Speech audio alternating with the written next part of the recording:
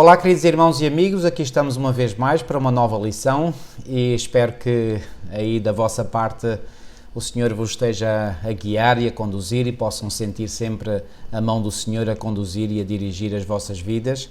Pois bem, estamos nesta viagem, que é uma viagem com, digamos, com um percurso idêntico ao percurso do conteúdo do livro O Grande Conflito. E nesta semana, na lição 6, nós vimos aqui, portanto, o papel crucial da Sagrada Escritura durante, sobretudo, o período de domínio papal, que é um dos grandes períodos proféticos da Bíblia, o período dos 1260 anos, que começou no ano 538, portanto, no século VI, e se estende até ao final do século XVIII. Pois bem, tenho mais uma vez comigo o irmão José Eloy, a quem agradeço. E vamos iniciar com uma oração, como é habitual, e depois vamos mergulhar então neste tema, também ele muito apaixonante. Irmão José Eloy, por favor. Pai querido, na tua presença, em oração, nós te queremos agradecer as lições que tu nos transmites, ao teu povo, à tua igreja. Obrigado por estes ensinos que tu nos relembras. Obrigado por colocares estas verdades no nosso coração. Obrigado. E por colocares em nós o desejo de as transmitirmos a outros, Amém. Senhor. Abençoa o pastor Paulo Cordeiro e a mim, e abençoa aqueles que irão ouvir a exposição desta lição da Escola Sabatina, Senhor, Amém. Os comentários, e que possa ser uma bênção espiritual e transmitir força espiritual até à tua vinda, para um dia estarmos contigo na nova terra. Amém, Senhor. E acima de tudo, dá-nos força, Senhor, através destas lições, para os acontecimentos que estão diante de nós, para que possamos brilhar nas trevas deste mundo e que nós possamos iluminar o mundo com a tua glória, o teu caráter, com a verdade da tua palavra, Senhor. Amém, Senhor. Abençoa os nossos irmãos todos que estão ouvindo estas lições, para que sintam o mesmo desejo e para que possam realizar o mesmo trabalho, Senhor. Colocamos-nos nas tuas mãos e te suplicamos que o teu Espírito esteja connosco e com aqueles que irão ouvir, em nome de Jesus. Amém. Amém. Muito bem, então nós temos aqui um tema que está baseado no capítulo 11 do livro do Apocalipse, e este capítulo 11 de Apocalipse começa precisamente por dizer que há aqui duas testemunhas que dão testemunho vestidas de saco. O que é que esta expressão significa, irmão José Eloy, e como é que nós devemos interpretar isto? Antes de mencionar como é que devemos de interpretar isto, queria, portanto, fazer só uma pequenina introdução dizendo o seguinte: no grande conflito de Satanás contra Cristo e contra Deus, nós sabemos, e já aprendemos das lições anteriores, que ele usou a Igreja Católica Romana para ocultar e suprimir a verdade da Bíblia, a Bíblia em si. Certo. Então, nós sabemos que durante muitos séculos, este tem sido o objetivo da Igreja Católica, é suprimir a Bíblia, para que o povo não conheça a verdade e possam dominar à vontade.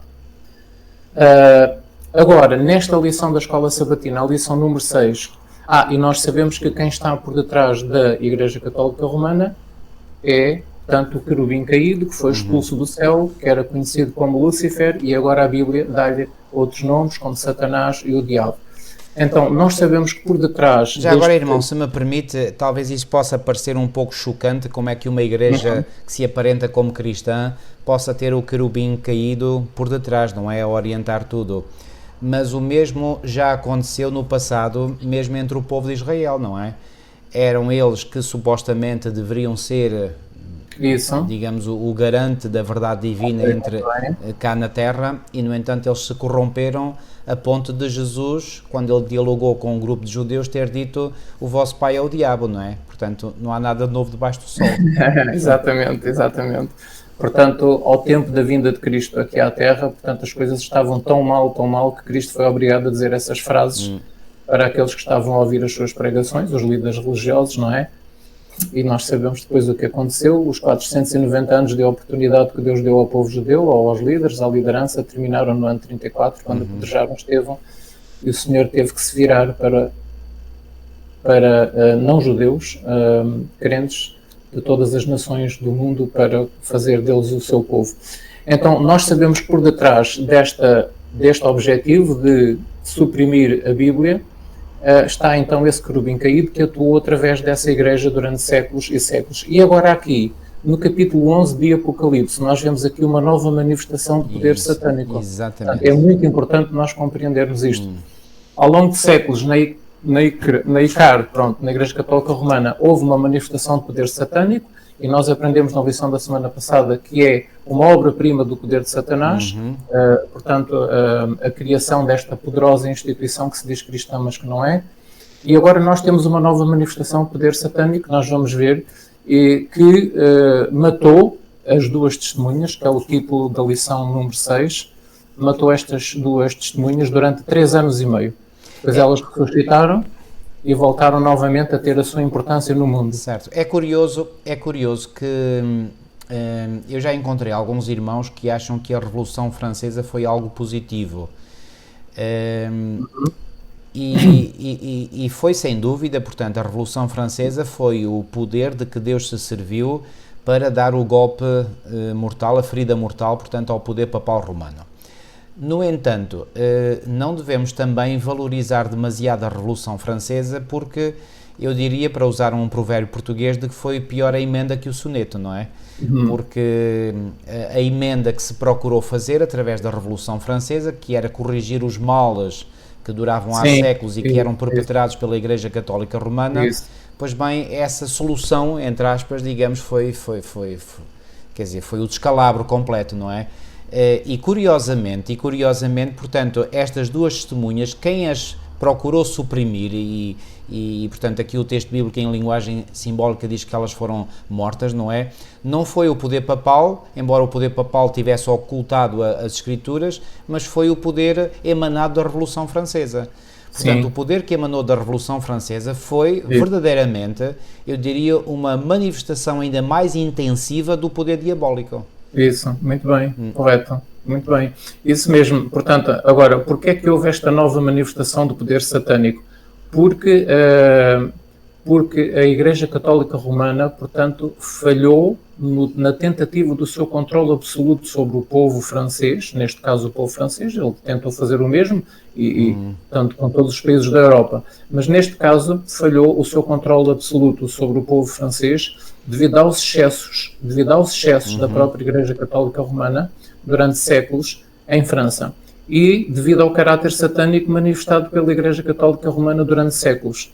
Então, isso provocou, como o irmão disse muito bem, a revolta no povo. O povo estava cansado, estava saturado daquele espírito, não é? E então, quando surgiu a oportunidade, o povo revoltou-se e pisou aqueles que os oprimiam, não é? E fez exatamente àqueles que os oprimiam aquilo que eles fizeram a eles durante séculos. Certo.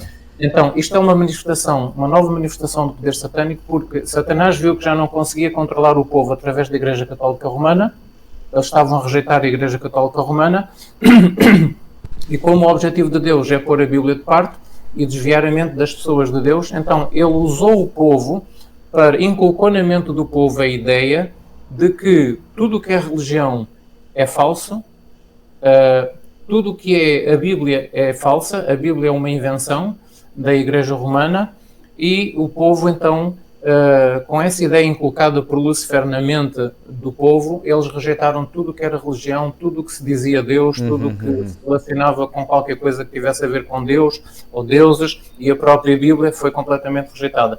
Então ele aqui conseguiu agir de uma outra maneira e surgiu, portanto, o ateísmo aqui. Certo. Surgiu pela primeira vez o ateísmo, e é uma nova ideia que Satanás trouxe à existência para, portanto, atingir os seus objetivos. Já temos aqui duas armas que ele então usa. A Igreja Católica Romana e agora usa o ateísmo. Não é? É verdade que o ateísmo não se manifesta pela primeira vez na história. Já tinha havido manifestações no passado. Mas não é menos verdade que esta manifestação de ateísmo surgido ou emanado da Revolução Francesa vai ser, digamos, a manifestação mais elaborada de ateísmo que existe. Quer dizer, é algo absolutamente terrível. E tem sido esse ateísmo que emanou da Revolução Francesa que depois se perpetuou em formas de ideologias políticas, não é, filosóficas, e que tem chegado até aos nossos dias, porque hoje é um facto incontestável que a mentalidade emanada da Revolução Francesa atingiu o mundo inteiro, ou seja, contaminou o mundo inteiro, não é? O mundo inteiro. E, portanto, há duas grandes mentalidades em confronto no mundo atualmente. Por um lado temos uma mentalidade religiosa, não é? Aquilo que se chama tipicamente a direita, não é? E por outro lado temos uma mentalidade de esquerda, portanto, que é tipicamente secular, não é? Portanto, e estas duas mentalidades têm-se oposto entre si, portanto, têm entrado em conflito uma com a outra, não é? Aliás, esse conflito é muito bem descrito através dos símbolos do Rei do Norte e do Rei do Sul na profecia de Daniel 11, Daniel capítulo 11, e tem havido este confronto, mas eu também já cheguei a uma conclusão, e a conclusão é a seguinte: este conflito entre estas duas ideologias, ambas as ideologias são de origem satânica, ou seja, ambas as ideologias têm origem no pai da mentira. No entanto, o pai da mentira coloca estas duas ideologias em guerra entre si para criar um grande conflito fake, ou seja, uma ilusão, não é? E as pessoas ficam tão embranhadas neste conflito entre estas duas ideologias que esquecem o verdadeiro conflito entre o bem e o mal. É esse o objetivo de Satanás, não é?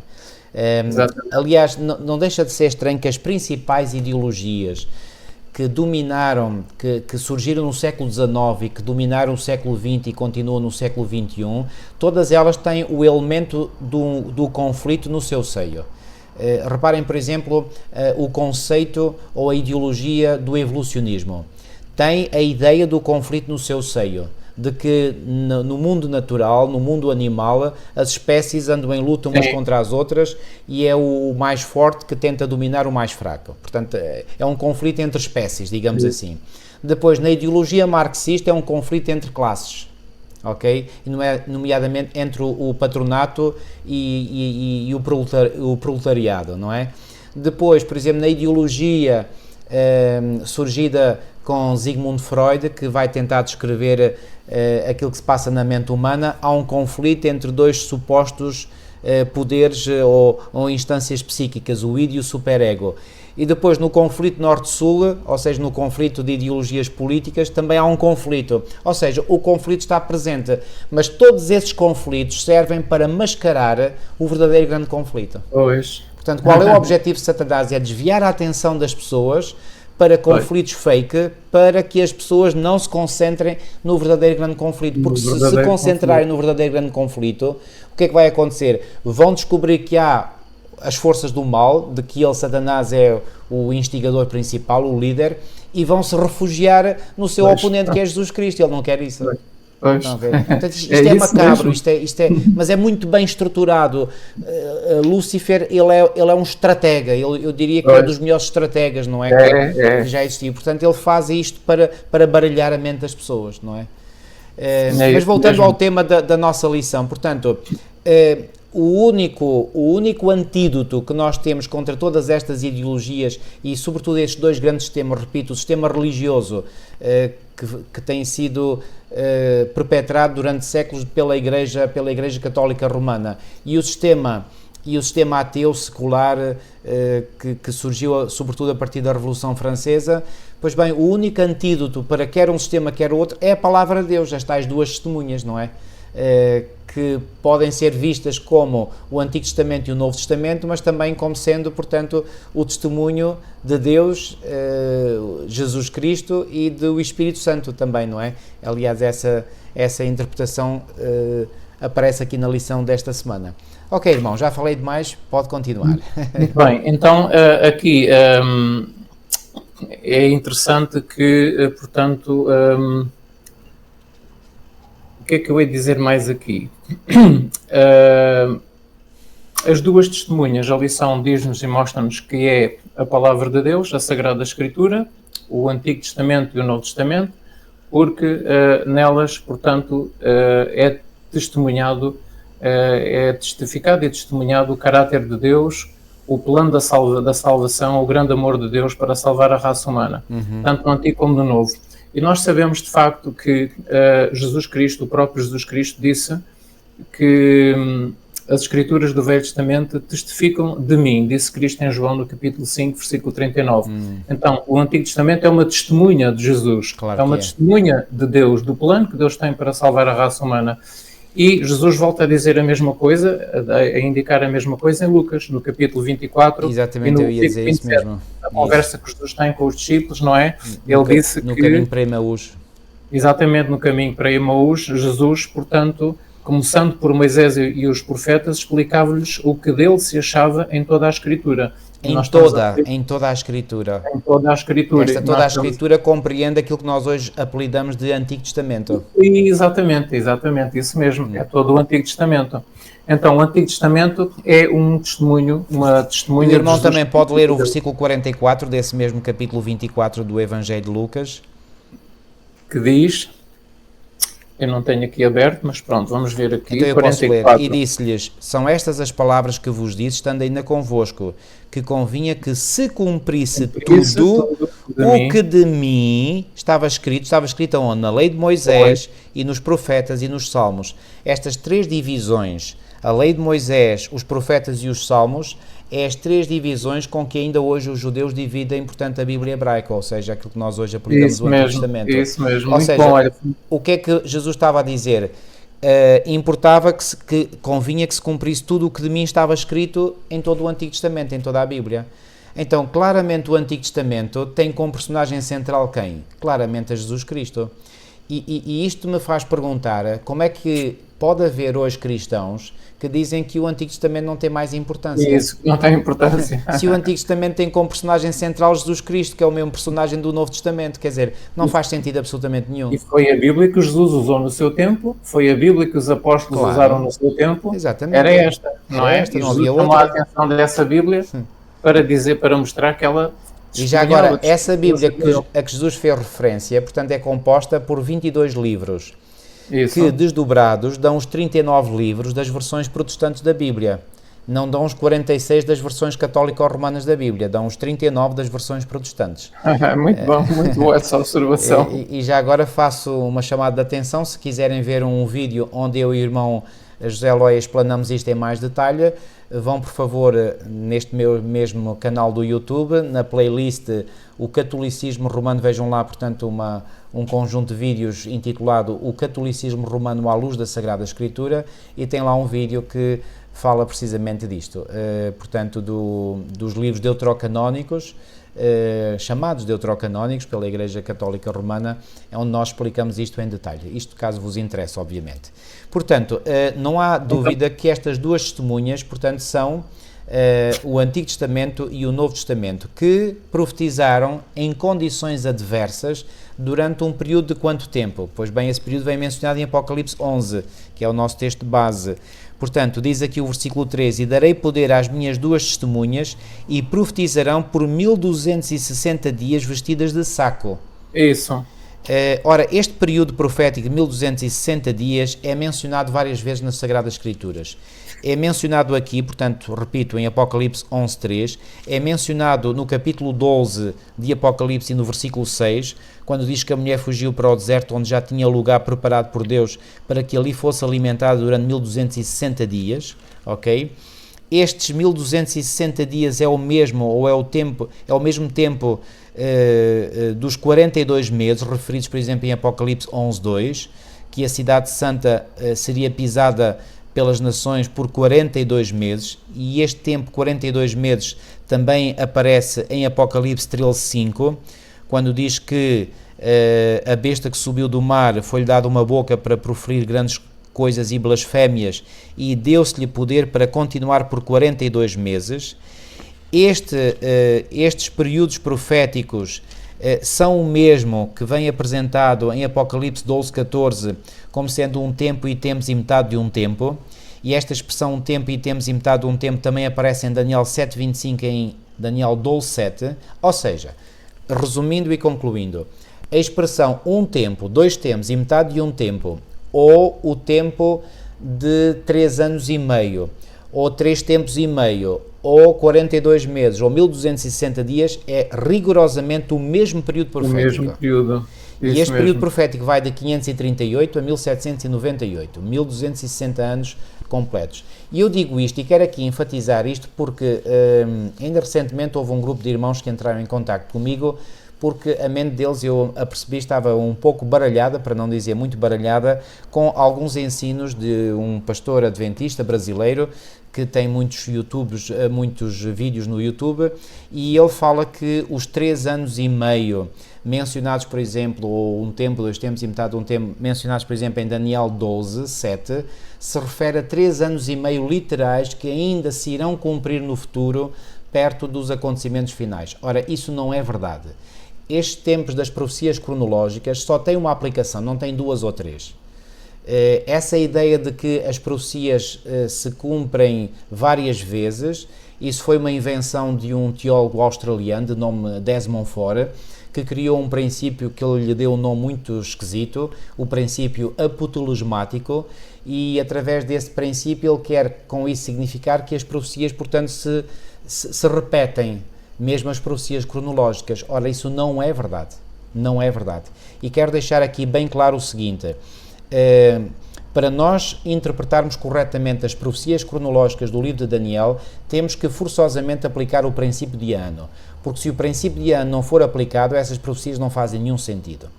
Ora, se nós aplicamos o princípio de ano, que é um princípio, como já aqui mostrei em lições anteriores, que está profundamente documentado em muitos textos da Sagrada Escritura. Se nós aplicamos esse princípio de ano às profecias do livro de Daniel, nomeadamente nos capítulos 7 e 8, por que não haveremos de aplicar também no capítulo 12? Portanto, não faz sentido aplicar alguns capítulos do livro de Daniel e não aplicar a outro. Portanto, de duas uma, ou nós não aplicamos o princípio de ano a nenhuma profecia cronológica do livro de Daniel, ou então temos que aplicar o princípio de ano a todas as profecias cronológicas do livro de Daniel. E realmente a lógica leva-nos a crer que não há outra forma de interpretar esses períodos proféticos senão com a aplicação do princípio de ano. E isto leva-nos a outro ponto. Todos os períodos proféticos cronológicos, o que é uma profecia cronológica? É uma profecia que tem associada a ela, uma profecia, portanto, neste sentido agora específico, é uma predição. Portanto, uma profecia cronológica é uma predição com um tempo específico associado a ela, ok?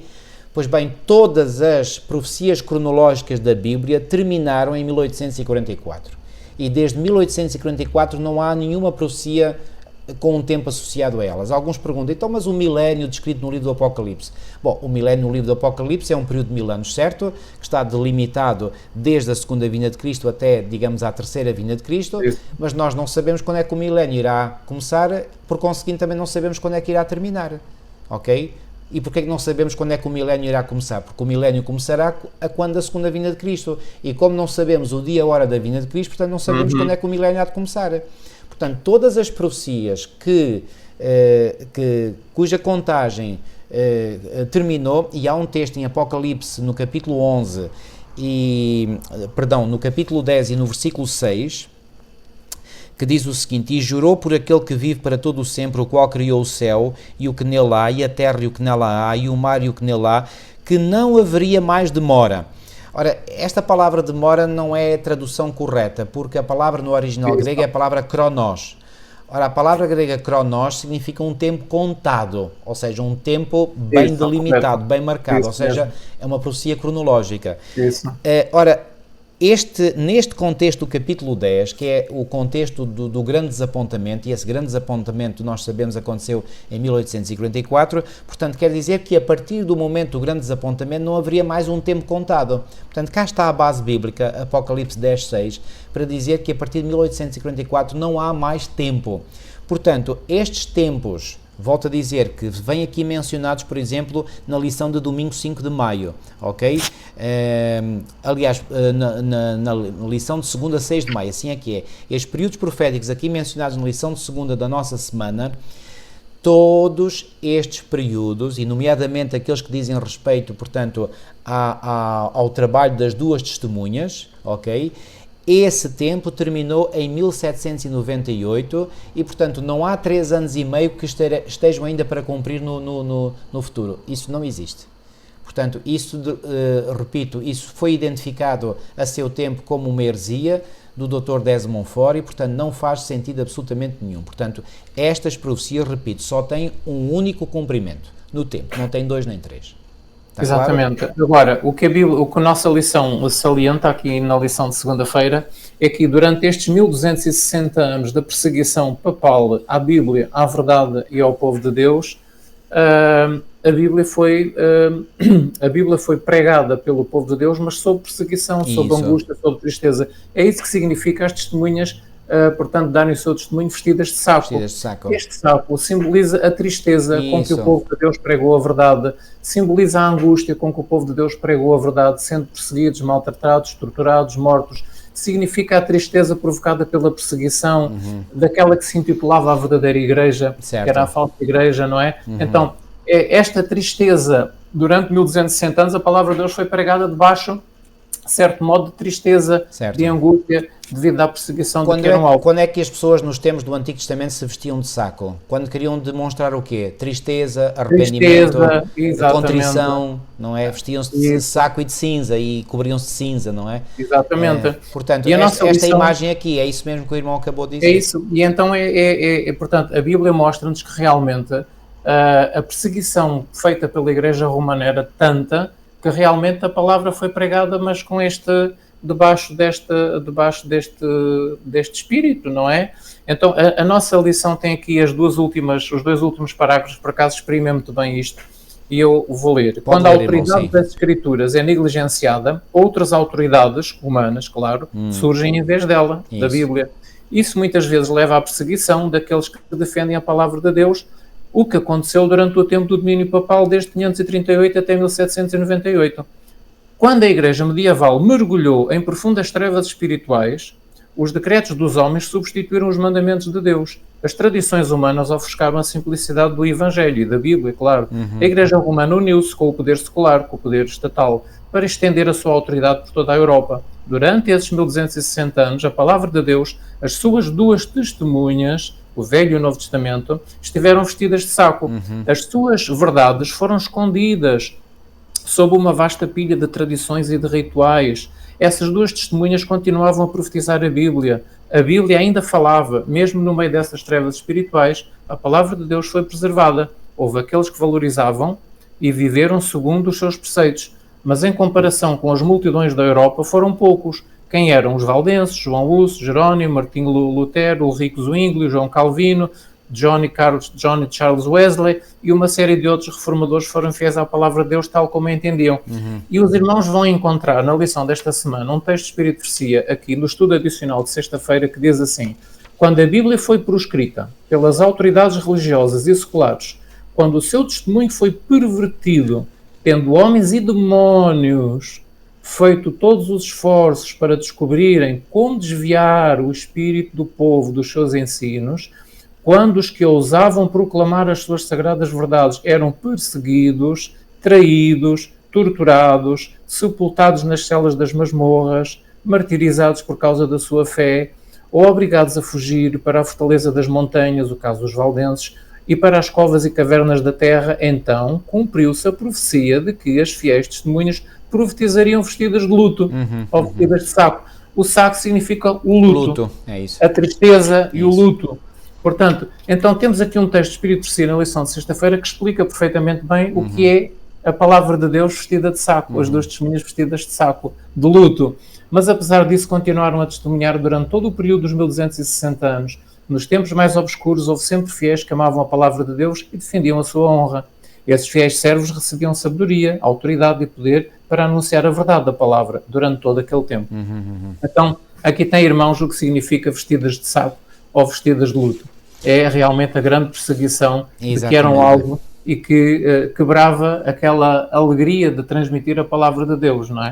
E já agora, foi durante esses 1260 anos que a Igreja foi acumulando, como diz aqui na lição de segunda, 6 de maio, uma vasta pilha de tradições e de rituais.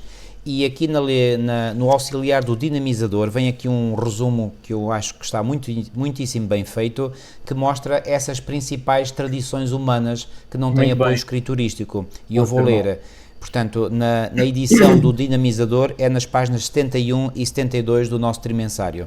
Diz assim: assim, ao interpretar erradamente e ao ensinar diretamente contra as Escrituras, a Igreja Católica Romana reivindicou os seguintes erros. E aqui tem uma lista de 15 erros, ok? Prestem atenção. Primeiro, que tem poder para mudar o sábado de Deus do 7º dia para o 1º dia da semana, transgredindo assim deliberadamente o 4º mandamento e rebaixando o estatuto de Deus como Criador e Rei. Portanto, este vai ser o grande ponto de controvérsia nos últimos dias, como sabemos. Segundo erro, que Cristo deixou a Igreja ao cuidado do Bispo de Roma e da hierarquia eclesiástica sacramental. Este é outro erro. Terceiro erro, que a Igreja é um elemento necessário da salvação divina.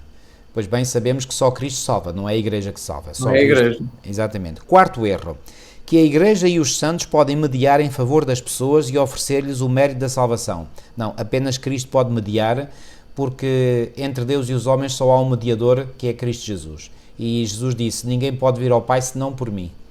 Ok? Quinto erro, que Maria, a mãe de Jesus, nasceu com uma natureza sem pecado, que é chamado no dogma católico, o dogma católico da Imaculada Conceição.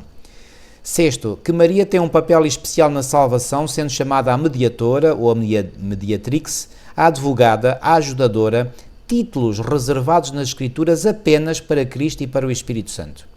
Sétimo erro, que a salvação é pelas obras como a penitência e as indulgências.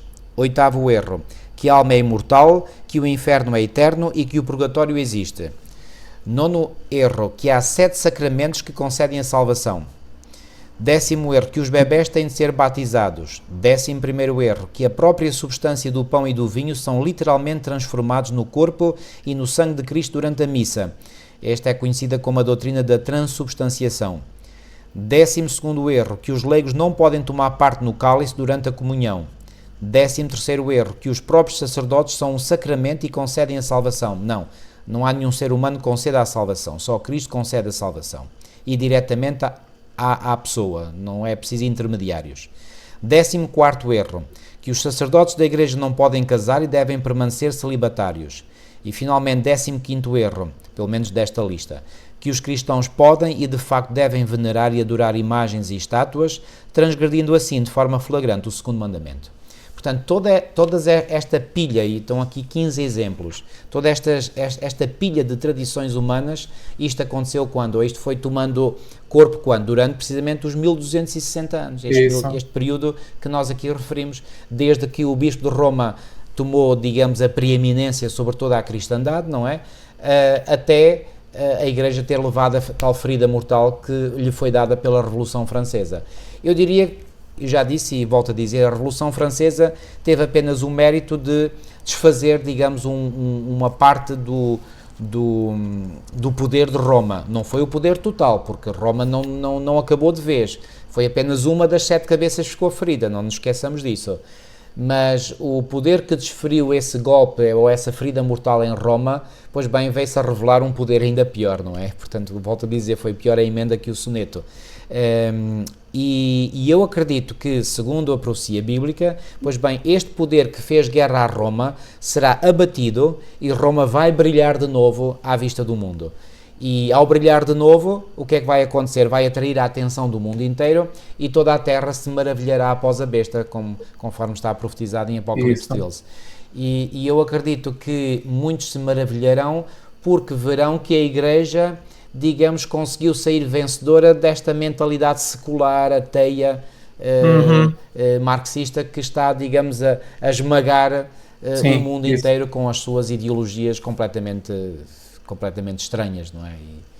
E além de ter perdido, e que além o mundo se maravilhará, porque apesar de ter perdido o poder secular, ou seja, apesar de ter perdido o apoio das nações para punir os dissidentes, ela consegue readquirir esse poder de novo. Ela vai conseguir readquirir o poder secular, as nações vão dar novamente o apoio político, e ela vai readquirir o apoio político, o poder político, para então poder punir os dissidentes e impor as suas leis religiosas. Exatamente. Então, por isso é que o mundo se vai maravilhar. Então, afinal de contas, ela voltou a ter o poder como tinha outrora. Quem é que pode vencer este poder? Quem é que pode lutar contra ele? É isso mesmo. Então, é isso mesmo. Porque, e não se esqueçam, irmãos, que para Roma, tudo aquilo que sai fora, digamos, da sua doutrina, digamos, da formulação que eles fazem, não é? E por falar em formulação, eu tenho aqui comigo o Catecismo da Igreja Católica, que é o Manual Doutrinário da Igreja. Aliás, esta é a versão em português, parece um livrinho pequenino, e é, mas eu tenho aqui um outro, e este é a edição francesa do Catecismo da Igreja Católica, portanto o título francês mesmo, Catéchisme de l'Église Catholique, e portanto isto é o Manual Doutrinário da Igreja Católica Romana. Este livro aqui, embora mais pequeno, tem o mesmo conteúdo deste, porque este aqui, portanto, tem folhas mais grossas, a letra é maior, é só por isso, mas o conteúdo é rigorosamente o mesmo. Pois bem, Roma, estava eu a dizer, considera que é heresia tudo aquilo que não se adequa não às normas bíblicas, mas às normas da Igreja Católica Romana. Portanto, por consequência, Roma considera que qualquer pessoa que não aceite os seus dogmas, essa pessoa é herege. Ou seja, a definição de herege para a Igreja Católica Romana não é de acordo com o padrão bíblico. Isso. Okay? O que é um herege para a Igreja Católica Romana é aquela pessoa que não segue os seus dogmas. Dogmas como aqueles que eu li, que são aqueles erros, aqueles 15 erros, estão a ver?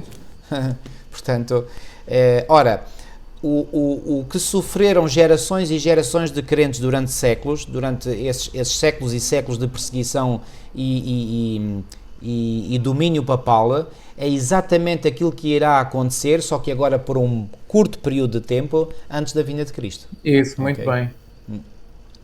E desta vez com o apoio do protestantismo. E ainda para mais, isso é de bradar aos céus, mas enfim, é o que vai acontecer, não haja a menor dúvida sobre isso. Ele conseguiu meter o pé dentro do cristianismo. Exatamente. Nos primeiros séculos vai conseguir meter o pé e infiltrar-se dentro do cristianismo, agora no fim dos tempos, do cristianismo, que supostamente é o defensor da verdade, não é? Que é o protestantismo, e que deveria guiar-se apenas pela Bíblia, a Bíblia só, e, no entanto, aceita também, por exemplo, o domingo como dia santo, aceita a imortalidade da alma, portanto, e estas coisas vão abrir uma porta para a ideia que vai ser lançada no mundo inteiro de que o domingo é um dia santo e que todo o mundo deverá santificar o dia, e para a ideia de que, uma vez que a alma é imortal e há consciência após a morte, as comunicações do espiritismo e dos espíritos vão ter muita influência em conduzir o mundo inteiro a aceitar os ensinos da Igreja de Roma e a aceitar, portanto, e os protestantes a aceitar os ensinos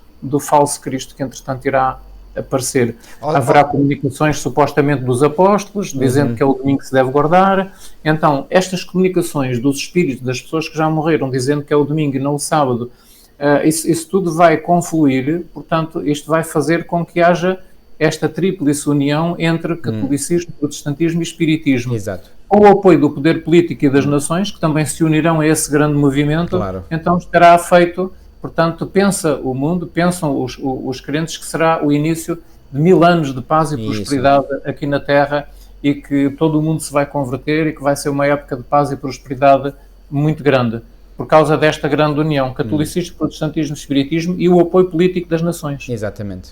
Aliás,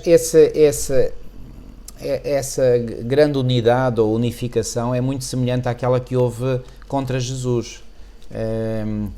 Porque quando os poderes se uniram contra Cristo, qual é a diferença? A diferença é só uma.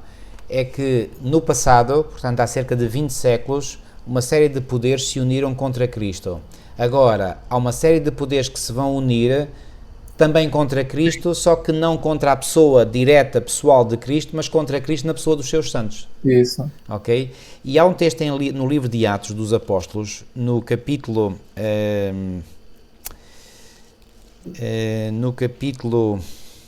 4, e nos versículos 26 e 27, diz assim: levantaram-se os reis da terra e os príncipes se ajuntaram a uma contra o Senhor e contra o seu ungido. Aqui ungido com inicial maiúscula. Quem é este ungido? Este ungido é um outro título ou uma outra palavra sinónimo de Messias, não é? O mesmo Messias mencionado em Daniel 9, na profecia das 70 semanas.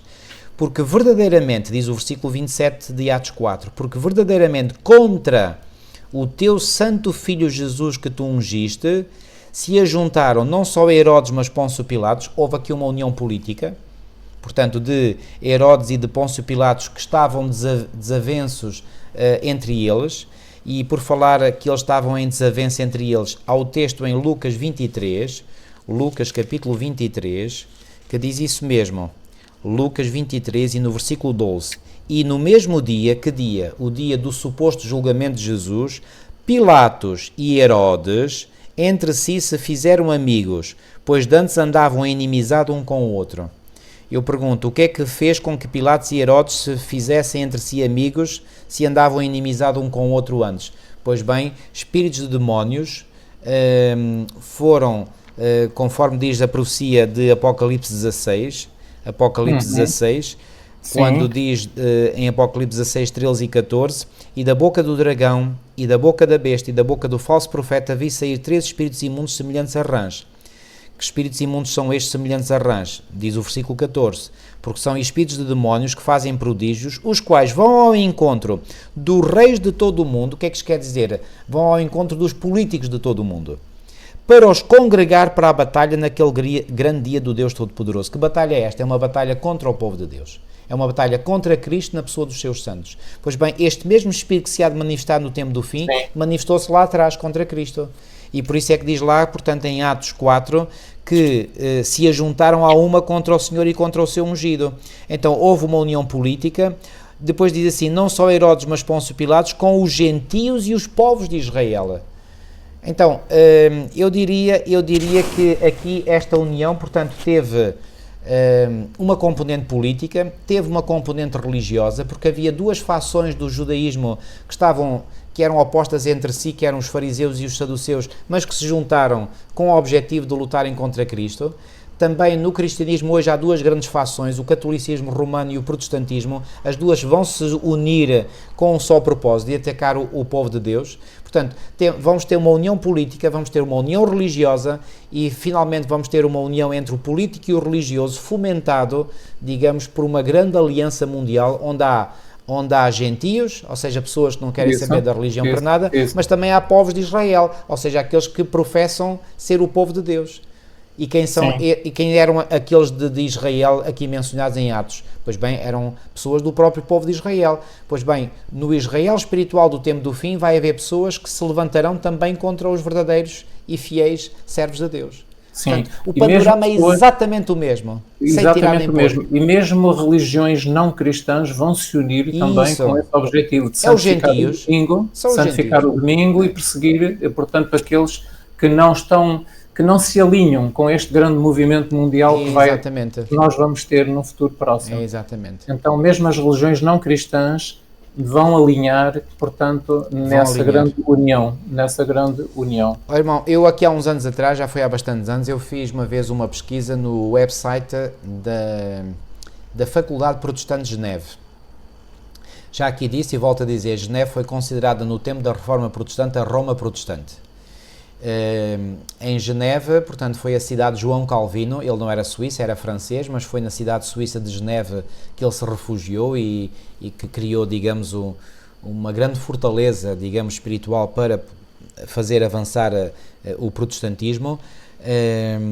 Pois bem, lá mesmo em Geneve, ok, portanto, que eu também já disse aqui, portanto, que é uma cidade que alberga a sede de muitas organizações internacionais, como a Sociedade das Nações, a Organização Mundial de Saúde, a Organização Mundial do Trabalho, a Organização Mundial do Comércio, etc, etc. Portanto, Geneve foi realmente uma cidade muitíssimo importante, mas estava eu a dizer, portanto, que tinha visitado o website da Faculdade de Teologia Protestante de Geneve e vi que a orientação teológica dessa faculdade é não apenas uma orientação ecuménica dentro da cristandade, mas é ecuménica tentando juntar no seu seio as religiões mesmo não cristãs. Portanto, esta é a tendência do mundo de hoje. Okay? Isto está a acontecer neste momento. E dentre estes três grupos mencionados, que o irmão mencionou, portanto, os católicos-romanos, os espíritas, os pagãos e os protestantes, os mais culpados são, sem sombra de dúvidas, os protestantes, porque são aqueles que têm mais luz e, portanto, se deixam levar nesta onda, digamos, nesta onda. São aqueles que ainda supostamente seguiam pela Bíblia, não é? Isso. Têm a Bíblia, têm essa luz, mas não estão a seguir tudo como lá está escrito. E, portanto, isso a expressão...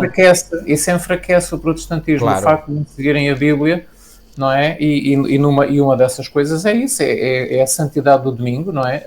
A Bíblia, em parte nenhuma, diz que o domingo é um dia santo e, no entanto, ainda consideram o domingo dia santo sem ter base bíblica, só porque a Igreja Católica, portanto, deixou essa tradição para o protestantismo quando surgiu no século XVI. Não, mas se pensar que dentro da teologia protestante só existe essa afeição pelo domingo, desengane-se, porque a teologia protestante tem tanto lixo teológico, que aquilo é repugnante, dá vómitos, literalmente, enfim, figurativamente, mas eu quase diria literalmente, porque eles aceitaram tanta ideia estranha à Bíblia, de filosofia, de psicologia, de religiões orientais, quer dizer, aquilo é uma mescla autêntica. Eu nunca percebi tão bem o que é o vinho de Babilónia, descrito no livro do Apocalipse, que embebeda as nações, quando eu me comecei a perceber daquilo que é ensinado nas faculdades protestantes de teologia. É uma coisa horrorosa mesmo. É tanto, volto a dizer, é tanto lixo, é tanta coisa estranha, aberrante mesmo, aberrante. Eu ia dizer que os membros da Igreja, portanto, não têm culpa. Têm culpa só num aspecto, de realmente não se apegarem, ou seja, têm culpa de não verificarem se na Bíblia é realmente assim ou não. Mas, de facto, os simples membros de Igreja, das igrejas protestantes, parece que não têm assim muita culpa, porque os responsáveis, os líderes religiosos que os ensinam assim, são os verdadeiros responsáveis, portanto, pela doutrina que estão a incutir e a ensinar nos membros da Igreja. E já agora, irmão, permita-me acrescentar mais. E mesmo assim, e explorando a coisa ainda mais a fundo, eu diria que os líderes religiosos, ou seja, os pastores das igrejas, não são eles os responsáveis últimos por esta onda de apostasia. São os seminários teológicos. São os seminários teológicos que formam exatamente esses pastores. Isso, portanto, já os formam numa orientação errada, e depois eles vêm das faculdades de teologia com essa formação errónea, e depois trazem essa formação para as igrejas, para as congregações. E, portanto, isso torna-se uma autêntica pandemia. Portanto, e as igrejas confiam nos pastores.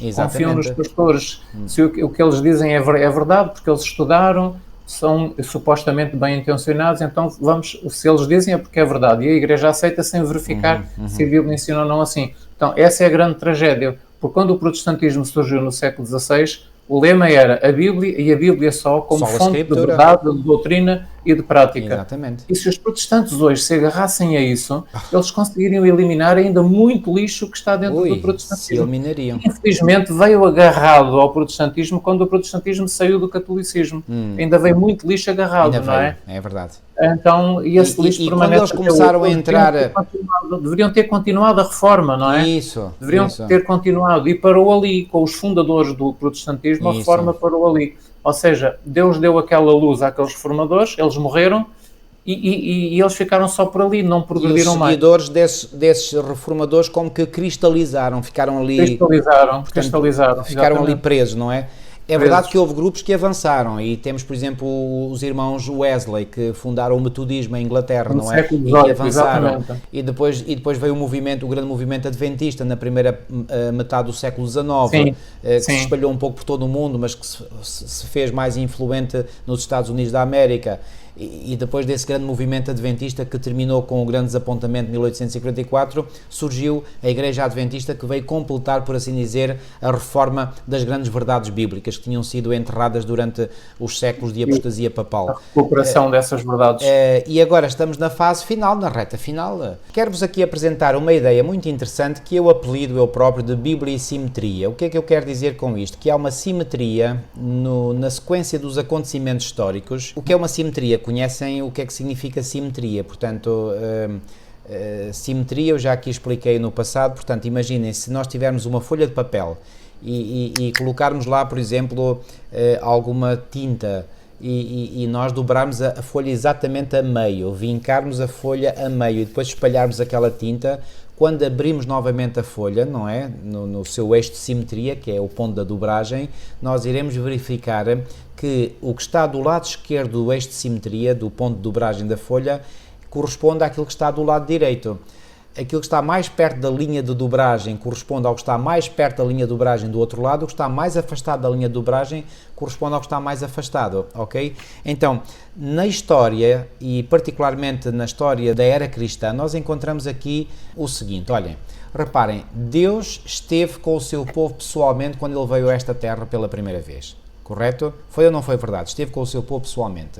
Depois, Cristo acabou por morrer e essa sua morte foi para destruir a morte. Parece um paradoxo, mas ele teve que passar pela morte para destruir a própria morte. Ok? Depois, Jesus Cristo, depois de ter morrido e ter ressuscitado, Jesus Cristo sobe ao céu. É a ascensão de Jesus. Depois de Jesus Cristo ter subido ao céu, houve o derramamento do Espírito Santo sobre a Igreja. Depois, devido a esse derramamento do Espírito Santo sobre a Igreja expande-se, mas a partir do final do primeiro século, início do segundo século, começou lentamente, ao princípio, mas depois mais progressivamente, começou a entrar em apostasia. Agora vamos ver esta mesma sequência de acontecimentos, mas ao contrário. Depois, a apostasia é contrariada e começou a ser contrariada pelo efeito da Reforma Protestante e a Igreja expande-se. Ok? Depois o que é que acontecerá? Quando a Igreja já estiver praticamente toda expandida, vai haver o derramamento do Espírito Santo. O primeiro derramamento, mencionado aqui pela linha D, foi aquilo que é conhecido como a chuva temporã. Este último derramamento é conhecido como a chuva seródia. Depois desse derramamento do Espírito Santo, Jesus Cristo finalmente descerá do céu. Ok? Reparem, na linha C, Jesus Cristo sobe ao céu, agora desce do céu. Depois, a morte é destruída nos que aceitaram a Cristo. E será destruída como? Através da ressurreição. O que levará aqueles que ressuscitarem a dizer onde está, ó morte, o teu aguilhão, ok? E finalmente Deus estará com o seu povo pessoalmente. Estão a ver esta simetria perfeita? Agora um bocadinho mais com os textos bíblicos. Deus está com o seu povo pessoalmente. De facto, vindo porém a plenitude do tempo, Deus enviou o seu Filho, nascido de mulher, nascido sob a lei, conforme diz Gálatas 4.4, e se permitiu que Jesus pudesse ser Deus conosco, ou seja, Deus esteve entre nós, habitando entre nós, cheio de graça e verdade. Estão a ver? A noção que eu apresentei tem fundamento bíblico, ok? Depois, Cristo morre para destruir a morte. Olhem aqui o que é que diz este texto. Após o seu ministério de 3 anos e meio, como é que sabemos que foi 3 anos e meio? À luz da profecia das 70 semanas, Daniel 9, 24 a 27, Jesus morre uma morte expiatória em nosso favor, para que, por sua morte, destruísse aquele que tem o poder da morte, a saber, o diabo, e livrasse todos os que, pelo pavor da morte, estavam sujeitos à escravidão por toda a vida. Então, Cristo, através da sua morte, venceu ou não venceu a morte? Sem qualquer dúvida.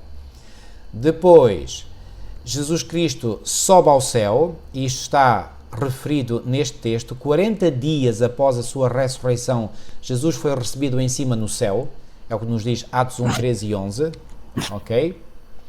Depois,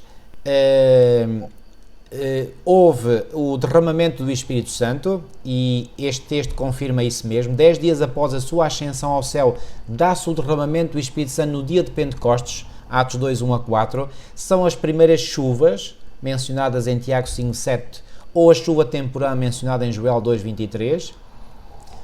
Depois, a Igreja expande-se e entra em apostasia, ok? A Igreja expande-se, mas sob a influência de lobos vorazes, conforme Paulo disse aos anciãos da Igreja de Éfeso, está registado em Atos 20, 29, vem a apostasia predita pelo mesmo apóstolo Paulo em 2 Tessalonicenses 2, 3, ok?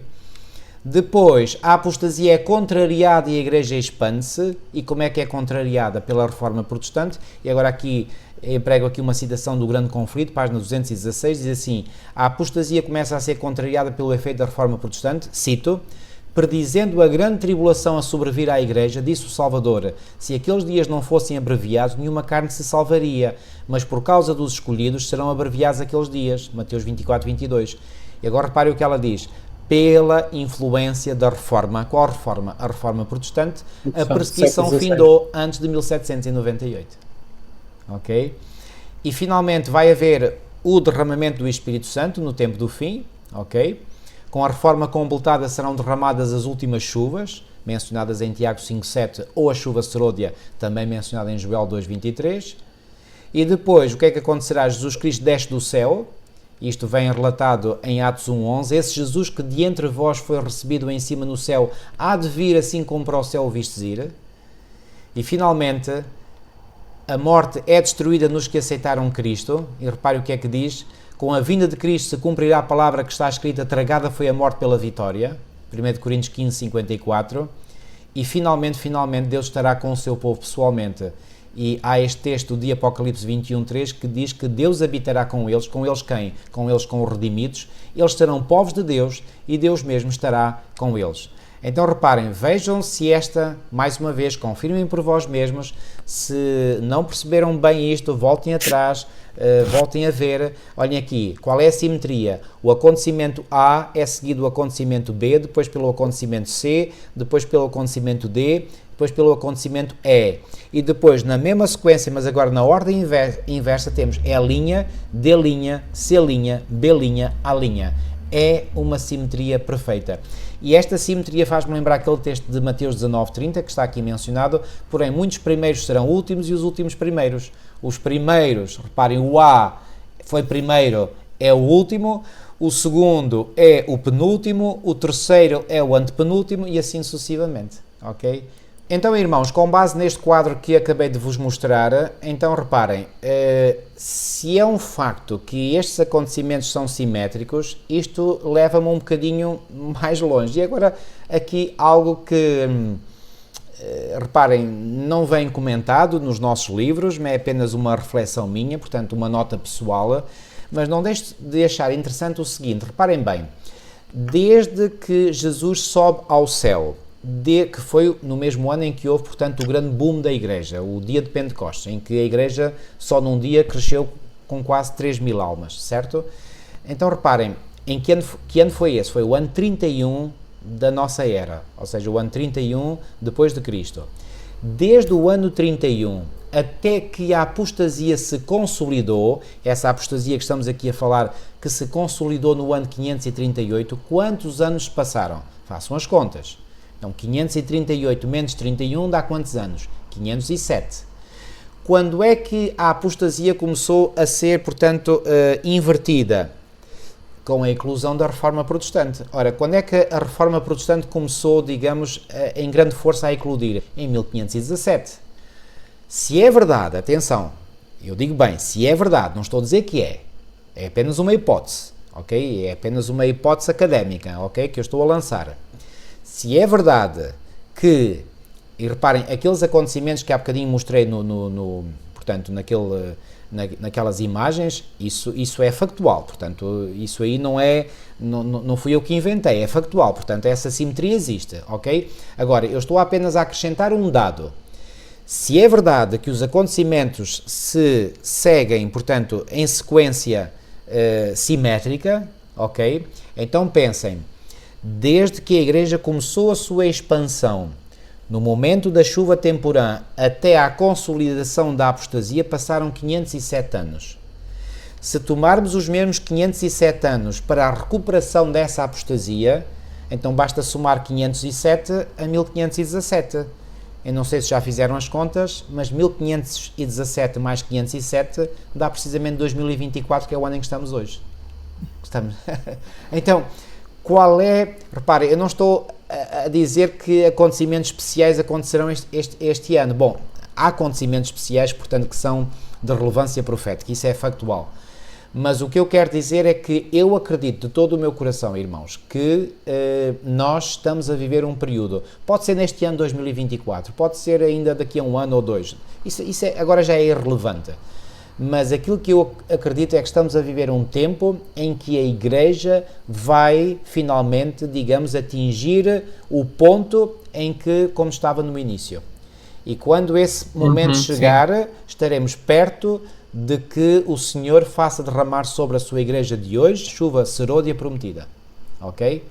E, portanto, eu acredito de todo o meu coração, e isso aí Claro, nenhum de do nós Espírito pode Santo. afirmar quando é que o Senhor virá, não é? Porque não sabemos o dia nem a hora, mas irmãos, eu digo-vos de todo o meu coração, eu acredito que a segunda vinda de Cristo está para muito em breve. E quando eu digo muito em breve, é uma questão de anos.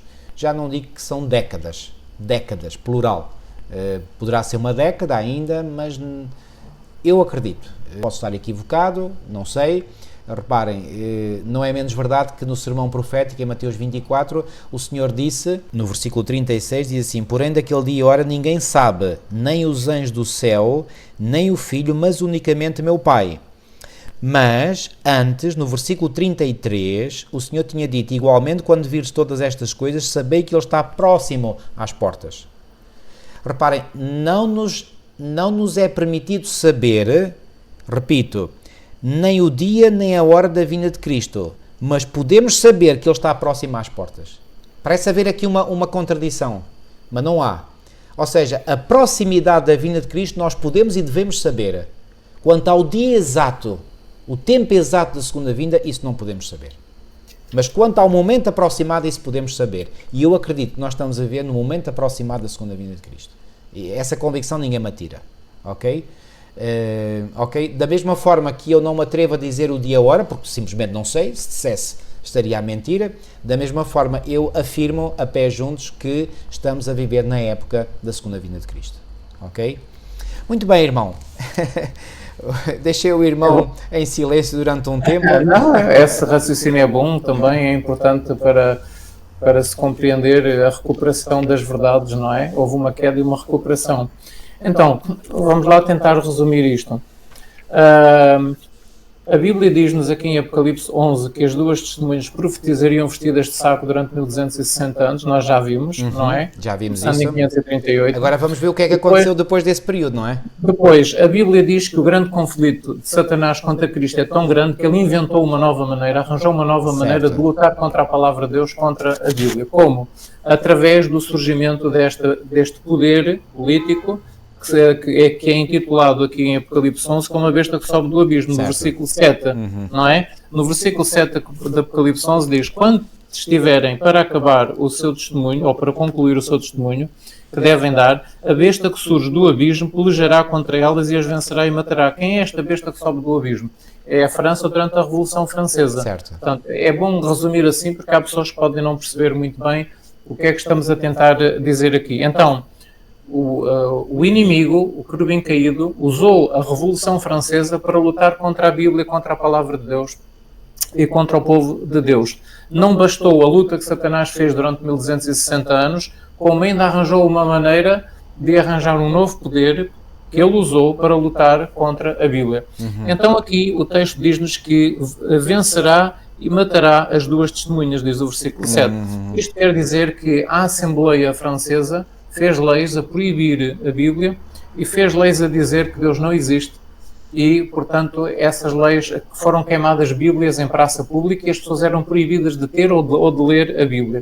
Quem as tivesse e fosse apanhado era morto. Portanto, a Assembleia Francesa, durante a Revolução Francesa, e para quem não sabe, a Revolução Francesa começou em 1789, começou em 1789 com a tomada da Bastilha. Certo. Não no é? dia 14 de julho desse ano.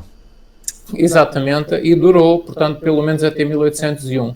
Mas houve um período de 3 anos durante a Revolução Francesa que foi de 3 anos e meio. Houve um período de 3 anos e meio, de 11 ou de 26 de novembro de 1793 a 17 de junho de 1797, em que esse período é aqui mencionado no capítulo 11 de Apocalipse, que diz que durante 3 dias e meio, diz o versículo 9, Sim. não é? Este poder político surgiu, que é a besta que sobe do abismo, não permitiu que estas testemunhas fossem sepultadas. Estes 3 dias e meio é este período de 1793 e 1797. Já agora, historicamente, esse período de 3 anos e meio, aliás, eu tinha uma outra referência histórica que até punha de novembro de 1793 a maio de 1797, o que prefaz exatamente 3 anos e meio. Sim, de novembro. Durante estes 3 anos e meio, historicamente, este período foi chamado o Reinado do Terror. O Reinado do Terror, isso mesmo. Isto é histórico, esta expressão é histórica, não é inventada por nós, ok? Portanto, ou seja, foi o auge da Revolução Francesa, e o pastor Mark Finley aqui na lição de terça, 7 de maio, ele diz isso mesmo: o ateísmo esteve no seu auge na Revolução Francesa, pelo menos durante 3 anos e meio. O auge. O auge. Foi Mas o auge da a Revolução durou mais tempo. A Revolução durou mais tempo, exatamente. O irmão disse 1801, alguns põem 1800, outros põem 1799. Há várias versões. Pelo menos uma década foi. Agora, o início é 1789, isso não há dúvidas. E, nomeadamente, o dia 14 de julho, que ainda hoje é o Dia Nacional da França, 14 de julho. Porquê é que se diz que esta besta surge do abismo? Diz o versículo 7. Porque o abismo aqui significa o caos. Foi o caos gerado pela Revolução Francesa. Exatamente. Foi gerado mesmo o caos. Exatamente. Se aqueles que tiverem o conflito dos séculos, o grande conflito, lerem o capítulo 15, vão ficar a perceber exatamente aquilo que aconteceu durante a Revolução Francesa. Foi um terror, foi um horror. Foi mesmo o caos. Portanto, nós infelizmente não temos tempo aqui para ler alguns textos. Eu gostava de ter lido alguns textos. Se quiserem compreender bem a Revolução Francesa, irmãos, eu recomendo este capítulo que o irmão acabou de mencionar. Capítulo 15 do livro Grande Conflito. O título desse capítulo é A Bíblia e a Revolução Francesa. Ok? E, portanto, a besta que sobe do abismo. O abismo é o caos gerado pela Revolução Francesa. E o abismo também tem uma conotação. E o abismo também tem uma conotação com Satanás, não é? Em Apocalipse, no capítulo, creio que é o capítulo 9, portanto, fala no versículo 1: e o quinto anjo tocou a sua trombeta e viu uma estrela que do céu caiu na terra. Que estrela é esta que do céu caiu da terra? Claramente Lúcifer, e foi-lhe dada a chave do poço do abismo, ou seja, o abismo está relacionado, portanto, com Satanás. E realmente quem é que esteve por detrás da Revolução Francesa? Não haja a menor sombra de dúvidas, foi Satanás, o querubim caído, não é? Exatamente. Portanto, então, mas as duas explicações são válidas. São válidas as duas, sim, está correto. Então surge então este poder político, e é a França durante a Revolução Francesa que fez todas estas coisas que nós temos aqui no capítulo 11. Diz-nos também que este poder político surgiu durante a Revolução Francesa, diz-nos no verso 8, que espiritualmente se chama Sodoma e Egito. Isso é muito importante. O que é que isto quer dizer? O espírito deste poder político surgiu durante a Revolução Francesa. É um espírito que era semelhante ao de Sodoma e era um espírito que era semelhante ao Egito. Exato. Qual era o espírito do Egito? Mas quem é o Deus? Quem é Jeová? Quem é o Deus para que eu lhe obedeça? Disse o faraó a Moisés. Por outro lado, era semelhante a Sodoma. E nós sabemos que Sodoma é o expoente máximo da licenciosidade. Da imoralidade. Da imoralidade e da licenciosidade. A sexualidade estava completamente pervertida em Sodoma. Certo. Então, o que é que aconteceu aqui durante a Revolução Francesa? E, portanto, a França... Dois traços que se manifestaram durante a Revolução Francesa foi o ateísmo e a licenciosidade, ou a perversidade. Exatamente, muito bem. Portanto, em espírito é Sodoma e em espírito é o Egito, porque houve este espírito de ateísmo e o espírito de licenciosidade durante a Revolução Francesa. E os horrores que foram cometidos, ninguém imagina, a não ser a quem lê de facto os livros que descrevem aquilo que aconteceu durante a Revolução Francesa. Se não tiverem acesso a esses livros numa biblioteca, podem ler o capítulo 15 do Conflito dos Séculos, que já é suficiente para se perceber os horrores que foram feitos, que foram cometidos durante a Revolução Francesa. A guilhotina não parava de funcionar. Portanto, a guilhotina, matava gente todos os dias.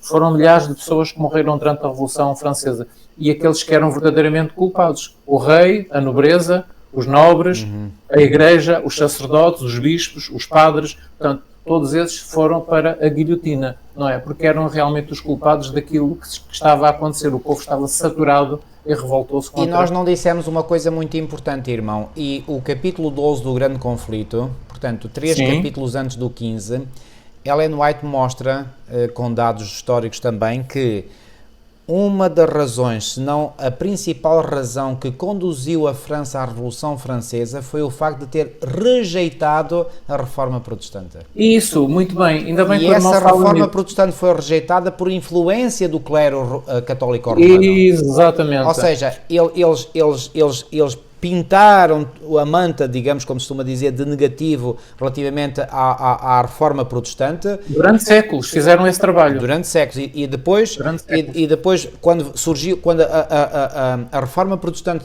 estava a surgir em simultâneo, como vimos na lição da semana passada, em vários países da Europa, também surgiu em França, mas em França ela foi esmagadoramente digamos, deitada por terra. E tudo isso que eles fizeram aos protestantes acabou por cair sobre a cabeça deles na Revolução Francesa. O que eles fizeram aos protestantes, o povo acabou por fazer aos prelados, aos representantes da Igreja de Roma e, portanto, e a toda aquela realeza.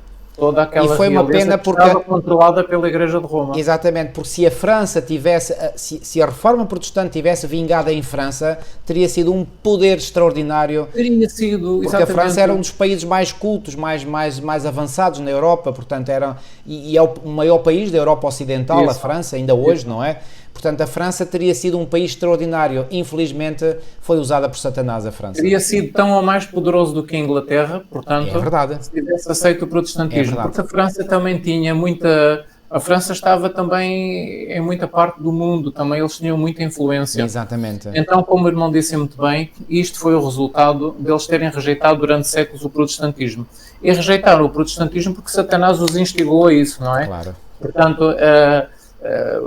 isto aqui, portanto, é causa e efeito, não é? A lei da causa e efeito, é como diz Gálatas 6:7, não vos enganeis. A besta do abismo é isto, o espírito de Sodoma e do Egito, portanto, foi manifestado aqui, e é interessante que no mesmo local onde queimaram os protestantes séculos antes, em França, no mesmo local onde foram erigidas as fogueiras, onde foram feitas as fogueiras para queimar os protestantes, foi nesse mesmo local que puseram lá a guilhotina para fazer o trabalho de matar aqueles que queimaram os protestantes. Exatamente. É mesmo. Não é? Então, virou-se o feitiço contra o feiticeiro. Houve uma tremenda chacina de protestantes em França, ficou conhecida como a Noite de São Bartolomeu, que foi... O massacre de São Bartolomeu. O massacre de São Bartolomeu, exatamente, que foi absolutamente horroroso, não é?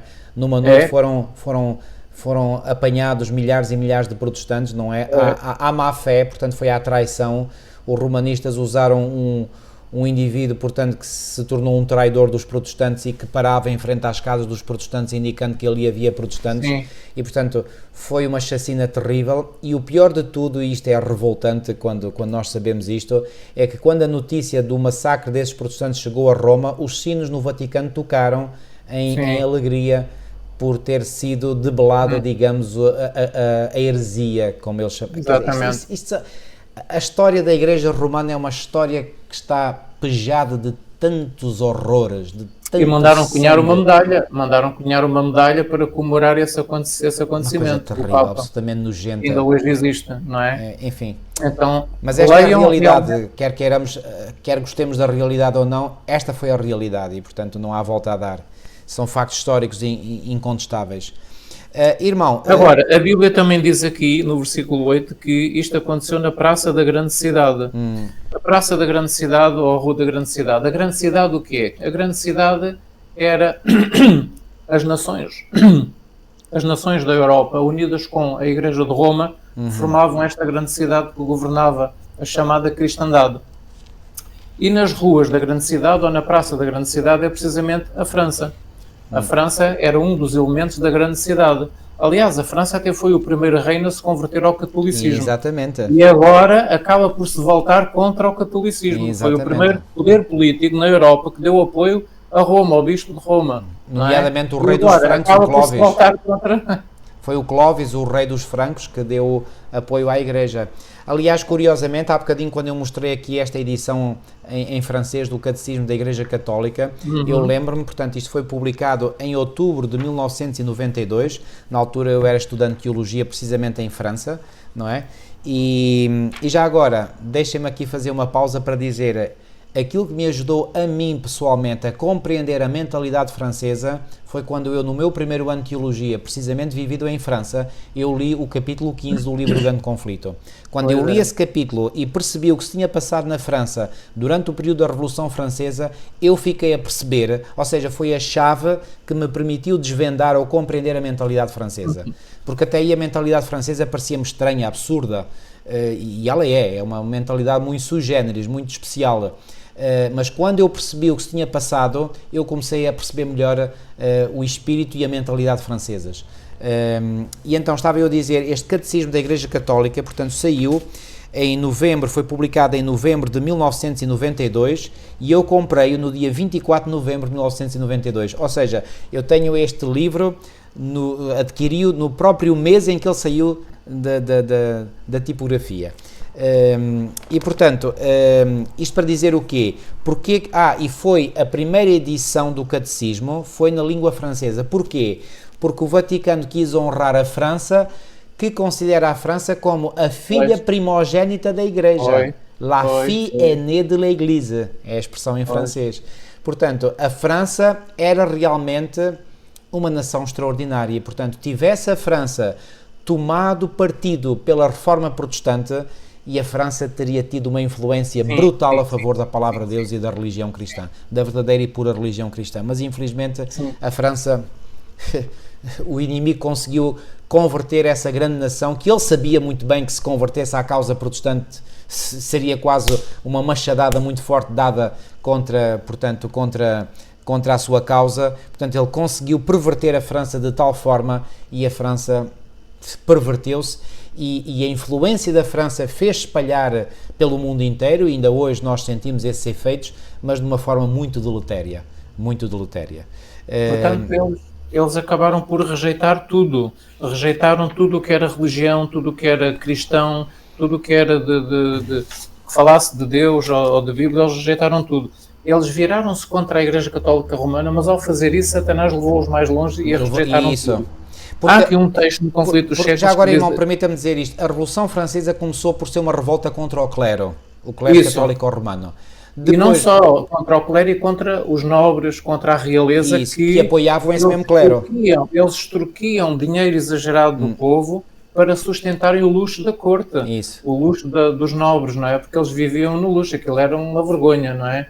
E os camponeses, coitaditos, portanto, sofriam debaixo daquilo tudo e estavam saturados daquilo. Mas é isso, a volta contra a Igreja e contra os nobres. E depois o que é que aconteceu? Essa revolta não ficou por aí e acabou por se transformar numa revolta contra a Igreja em si, não é? E depois também não ficou por aí, e foi um passo mais avante, e foi uma revolta contra a palavra de Deus, e finalmente contra o próprio Deus, portanto, negando-se a própria existência de Deus. Estão a ver? Portanto, a França desceu muito baixo. A França desceu muito, muito, muito, muito baixo. Okay? Muito baixo, muito baixo. Diz aqui que vieram os dias... Sim, irmão. Vieram os dias do mais bárbaro dos códigos, foi posto em vigor pelo mais bárbaro dos tribunais, em que ninguém podia saudar os vizinhos ou fazer orações sem perigo de cometer um crime capital. Espias emboscavam-se em todos os lados, e todas as manhãs a guilhotina funcionava em trabalho rápido e prolongado. As cadeias estavam tão cheias como a custódia de um navio de escravos. Nas sarjetas o sangue corria espumando para o rio Sena. Diariamente, carradas de vítimas eram levadas ao seu destino através das ruas de Paris. Os procônsulos, a quem a Comissão Soberana enviara aos departamentos, recriavam-se extravagantemente com a crueldade desconhecida, mesmo na capital. O cutelo da máquina mortífera, a guilhotina, levantava-se demasiado vagarosamente para a obra. Eles queriam que fosse mais depressa a guilhotina. Longas fileiras de prisioneiros eram ceifados a metralha. Faziam-se rombos no fundo dos barcos repletos para eles serem afundados e morrerem mais depressa, que a guilhotina não dava vazão. Então afundavam os barcos com aquela gente toda lá dentro. Leão tornou-se um deserto. Em Arras, mesmo a cruel misericórdia de uma morte rápida era negada aos prisioneiros. Por todo o longo do Loire, de Saumur até à desembocadura no oceano, grandes bandos de corvos e milhanos banqueteavam-se nos cadáveres nus, juntamente irmanados, abraçados todos uns aos outros. Não se mostrava misericórdia a sexo ou idade. O número de mancebos e donzelas de 17 anos que foram assassinados por aquele governo execrável deve ser computado aos milhares.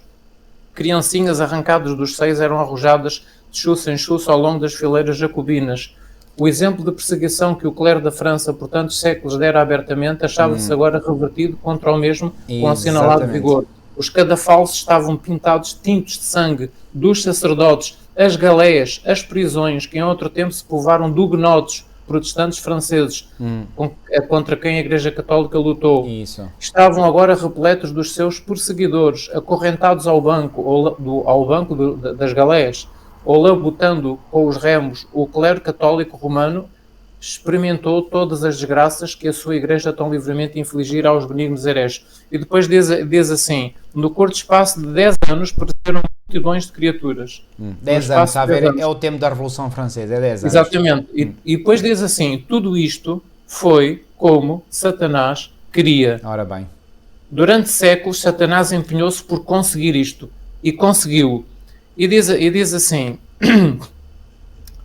quando o erro se descobre sob um aspecto, que foi o que aconteceu, o povo descobriu que o romanismo era uma farsa, era um erro. Exatamente. Quando o erro se descobre sob um aspecto, Satanás apenas o mascara sob um disfarce diferente. Isso. E as multidões recebem esse disfarce diferente tão avidamente como a princípio receberam o outro, o outro engano. Quando o povo descobriu que o romanismo era um engano, certo. E ele não podia, e Satanás não podia por este meio levar o povo à transgressão da lei de Deus, compeliu o povo a considerar todas as religiões como fraude e a Sagrada Escritura como fábula. E pondo de lado a lei divina, os estatutos divinos, as regras de Deus, entregaram-se à desenfreada iniquidade. Então, quando Satanás agiu mediante a Igreja de Roma a fim de desviar os homens da obediência, fê-lo ocultamente e com disfarce tal que a degradação e a miséria resultantes não foram vistas como sendo o fruto da transgressão. E o seu poder foi tão grandemente contrabalançado pela operação do Espírito de Deus durante a época protestante que os seus propósitos não lograram alcançar completa realização. O povo não ligava o efeito à causa nem descobria a fonte das suas misérias. Na Revolução, porém, a lei de Deus foi abertamente posta de lado pelo Conselho Nacional, pela Assembleia Nacional, a Assembleia Revolucionária, e no reinado do terror que se seguiu, todos puderam ver a operação da causa e efeito. Então, sim, puderam ver realmente o resultado de pôr de parte a lei de Deus e de pôr de parte a Bíblia. Quando a França publicamente rejeitou Deus e pôs de parte a Sagrada Escritura, os homens ímpios e os espíritos das trevas exultaram com a consecução do objetivo havia tanto acalentado. Um reino livre das restrições da lei de Deus, livre da Bíblia. Então, Satanás trabalhou para isto durante muito tempo. E conseguiu, sabendo que o resultado seria essa revolta do povo, não é?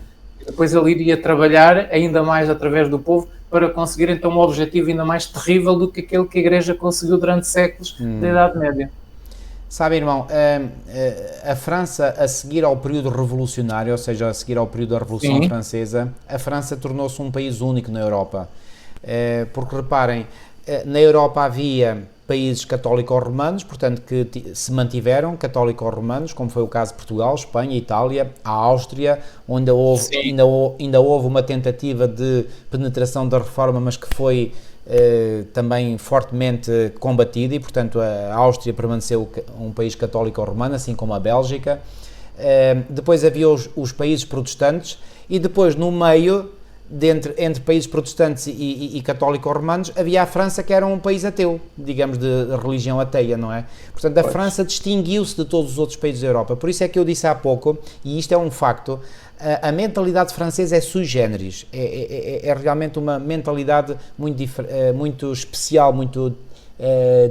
É típica, pronto, só a França é que tem esse estilo. Agora, não é menos verdade que a pouco e pouco, digamos, esta mentalidade ateia foi, digamos, fazendo, digamos, o seu caminho, digamos, na mentalidade, nos meios académicos, nas universidades, nas escolas, etc., a pouco e pouco, e hoje, praticamente este espírito francês, da Revolução Francesa, infectou o mundo inteiro. E afetou através da ideologia, e eu já aqui disse, mas volto a dizer, eu tive um professor que fez uma tese de doutoramento precisamente na Universidade de Sorbonne, que é uma das universidades mais famosas de França, e particularmente de Paris, da capital, e ele defendeu a tese de doutoramento em História, dizendo que a Revolução Soviética de 1917 e a expressão é dele, filha legítima da Revolução Francesa. Sim, correto, isso mesmo, exato. E, portanto, foi através da ideologia marxista, não é? E depois posta em execução por Lenin e outros soviéticos, Stalin, etc., que, portanto, estes ideais, entre aspas, da Revolução Francesa se espalharam. E depois houve um grupo de intelectuais que, a partir de 1920, ficaram conhecidos como a Escola de Frankfurt, porque eles se reuniram na cidade alemã de Frankfurt, se reuniram para idealizar estratégias e planos de como levar as ideias marxistas a bom porto, sem ser por revoluções políticas, e inventaram aquilo que hoje é conhecido como o marxismo cultural.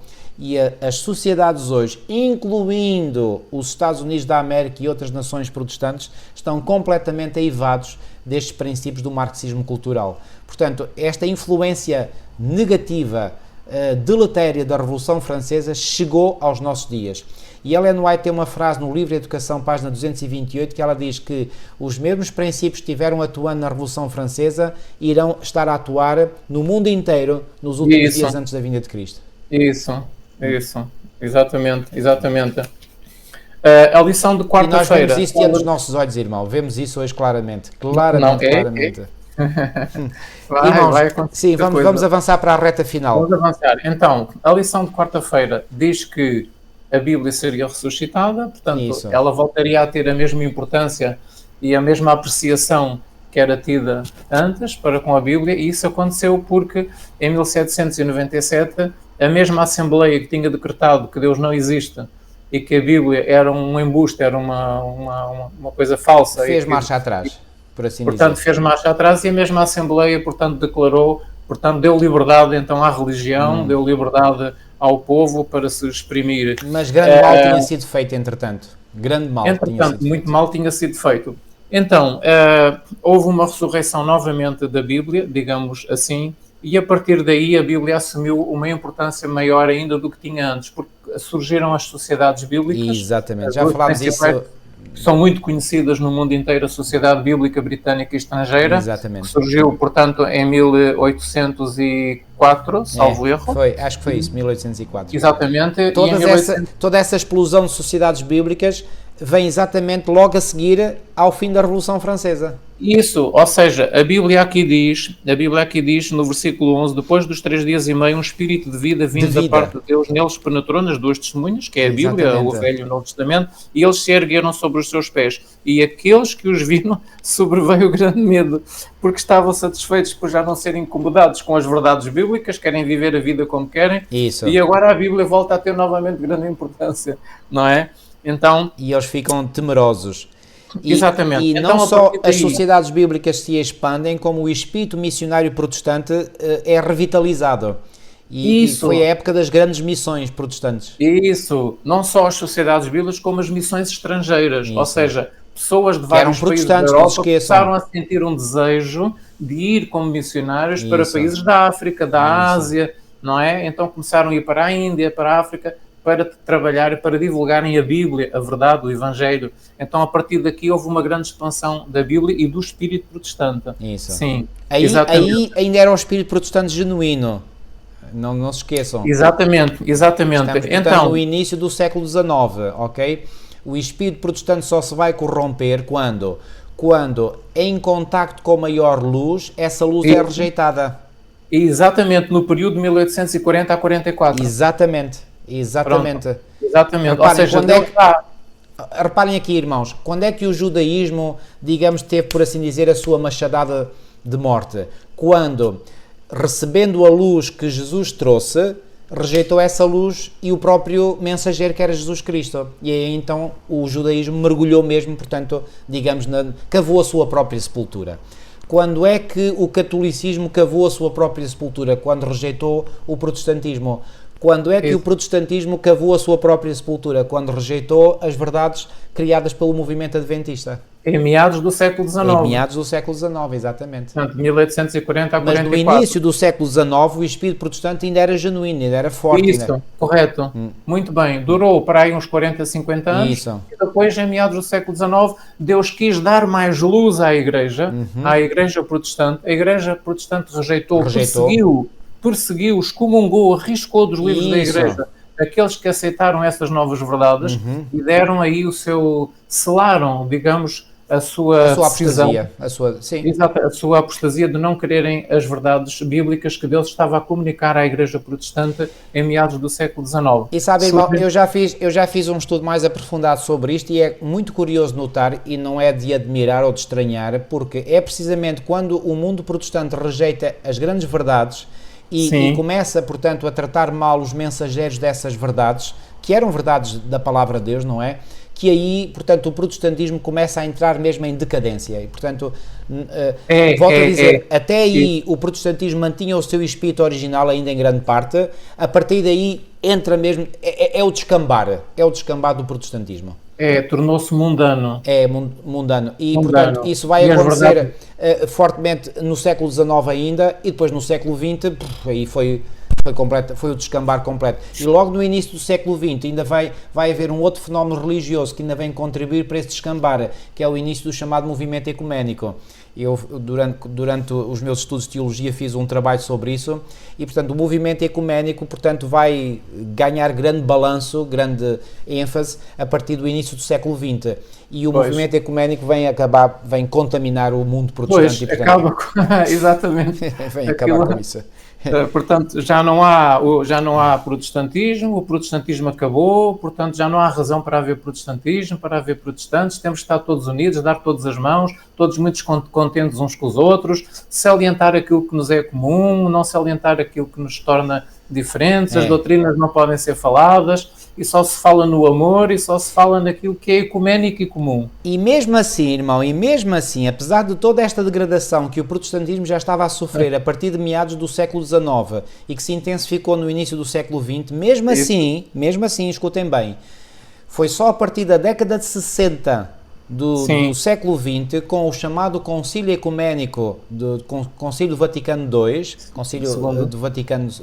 o Segundo Concílio Vaticano, que aí, através de uma estratégia bem montada, deliberada, objetiva, que Roma idealizou, aí o ataque ao protestantismo foi fatal, foi fatal.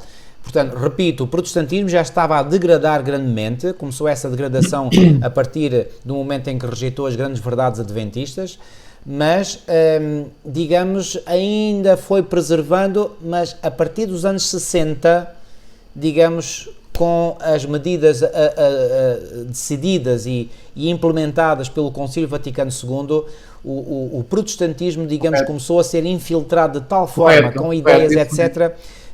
Repare, eu vou dar um exemplo. No início dos anos 60, houve uma tentativa que foi chumbada, mas chumbada veementemente pela maioria dos congressistas do Congresso norte-americano para que os Estados Unidos, como nação, como governo, enviassem um representante para a chamada Santa Sé, entre aspas, ok? E essa proposta foi rejeitada em absoluto. Início dos anos 60, não se esqueçam, em 1984, ou seja, nem chegou a 25 anos depois, já sob a liderança do presidente Ronald Reagan, houve a mesma proposta e essa proposta passou sem criar nenhumas ondas. Sem ondas. E pela primeira vez na história dos Estados Unidos, os Estados Unidos enviam um representante diplomático, uma representação diplomática para a Santa Sé. 1984, porque até 1984 os Estados Unidos não tinham um representante diplomático no Vaticano. Era a nação mais protestante do mundo. As coisas estão a andar depressa. Repare, as coisas estão a andar depressa. E eu pergunto, o que é que aconteceu entre o início dos anos 60 e 1984 para isto mudar tão radicalmente? A influência do Concílio Vaticano II. Exatamente. Foi tremenda. E repare, eles adotaram uma outra linguagem, adotaram métodos mais subtis e, por exemplo, antigamente chamavam claramente aos protestantes os hereges. A partir do Concílio Vaticano II, deixaram de chamar hereges, são os nossos irmãos separados. Estão a ver? A linguagem mudou. Tanto mudou que hoje em dia é cada vez mais evidente um movimento dentro da própria Igreja Católica Romana que se opõe às decisões do Concílio Vaticano II. Vou-vos dizer, cuidado, não se enganem, porque esses que se opõem ao Concílio Vaticano II dentro da Igreja Católica Romana são dos mais avessos ao protestantismo. Esses têm ódio mesmo ao protestantismo. Parecem muito conservadores e são quanto à doutrina e aos dogmas católico-romanos, mas quando eles abrem a boca para falar contra o protestantismo é mesmo para deitar abaixo. Não se iludam. Esses são os conservadores ou ultraconservadores católico-romanos. Esses são muito antiprotestantes. Aliás, existe um problema, é que o protestantismo tem hoje a tendência em acreditar que a Igreja Católica Romana mudou, que não é a mesma de outrora. E que agora tem um espírito diferente e podemos confiar nela. Não mudou. Podemos confiar nela. Mas as profecias dizem que o espírito da Igreja não mudou. Exatamente. E eu vejo... E eu vejo neste renascimento deste conservadorismo dentro da Igreja Católica Romana o cumprimento da profecia. Ou seja, Roma... Porquê que não ouvimos muitos comentários dos líderes da Igreja contra este movimento conservador ou ultraconservador ou ortodoxo, ou como lhe queiram chamar, dentro da Igreja? Porque interessa aos interesses de Roma. Sim. Interessa. Porque eles estão a fazer, ou seja, estão a querer orientar a Igreja para o rumo que a Igreja há de efetivamente tomar. Porque isto que aconteceu com o Concílio Vaticano II foi só uma fachada, foi só um marketing para enganar o mundo protestante. Agora que o mundo protestante praticamente já caiu todo dele na armadilha montada por Roma, agora vamos refazer as nossas coisas. Portanto, vamos dar o dito por não dito, vamos voltar atrás. Mas se fosse a própria Igreja, através da sua liderança, a dizer isso, parecia muito mal. Assim, criam-se movimentos das bases populares dentro da Igreja que querem o regresso, portanto, àquilo que Roma era antes do Concílio Vaticano II, que é para Roma se afirmar novamente como o grande poder, a Igreja única, portanto, e os outros é que têm que ceder a nós romanos, católicos-romanos. É isso. Ok? Portanto, e isto está em processo de consolidação, irmãos. Em processo. Ou seja, o protestantismo está destruído praticamente. Destruído. Exatamente. E ao mesmo tempo que esse processo ecuménico estava a acontecer, portanto, as igrejas protestantes começaram a ser infiltradas por jesuítas para neutralizar a doutrina protestante. Exatamente. Para neutralizar a doutrina protestante. Eles trabalharam em várias frentes, não foi só uma ou duas. Tem muitas frentes. Não. É diálogo, conversações, mostrar que somos amigos, somos boas pessoas, estamos aquilo é um plano muito... E por outro lado vão alterando as doutrinas nos seminários teológicos. Exatamente, isso mesmo. E aqui a nossa lição até nos fala nisso, portanto, hoje a Bíblia, portanto, a Bíblia já não é aceita totalmente. E já agora, irmão, outra coisa, com este marasmo teológico e eclesiástico e doutrinário que existe dentro do mundo protestante, isto serve os interesses de Roma Papal, porque Roma Papal diz, e eu já ouvi vários dignitários eclesiásticos romanos dizerem isto, olhem para o mundo protestante como ele está. Está completamente desfeito, está completamente despedaçado, está completamente fraturado. O que é verdade. Ainda existem muitos grupos que resistem e que ainda, portanto, ainda se apegam à Bíblia, mas a maioria está... E depois os católicos romanos servem-se disso e dizem, olhem para o mundo protestante como ele está. Está um caos.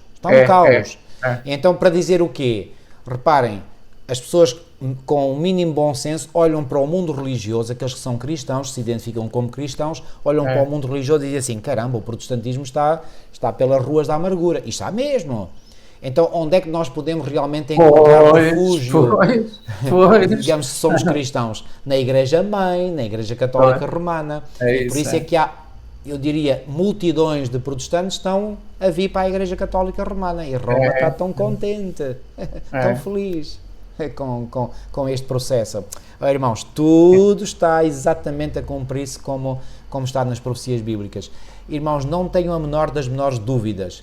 Eu tenho observado diligentemente os acontecimentos, aquilo que está a acontecer, sobretudo no mundo religioso, e posso dizer que as profecias detalhadas, tal como foram escritas, por exemplo, naquilo que nós consideramos o espírito de profecia, está-se a cumprir rigorosamente, ao milímetro, não falha nada, irmãos. Portanto, não tenham dúvidas de que aquilo que está escrito, por exemplo, em livros como este, O Grande Conflito, isto é rigorosamente a verdade.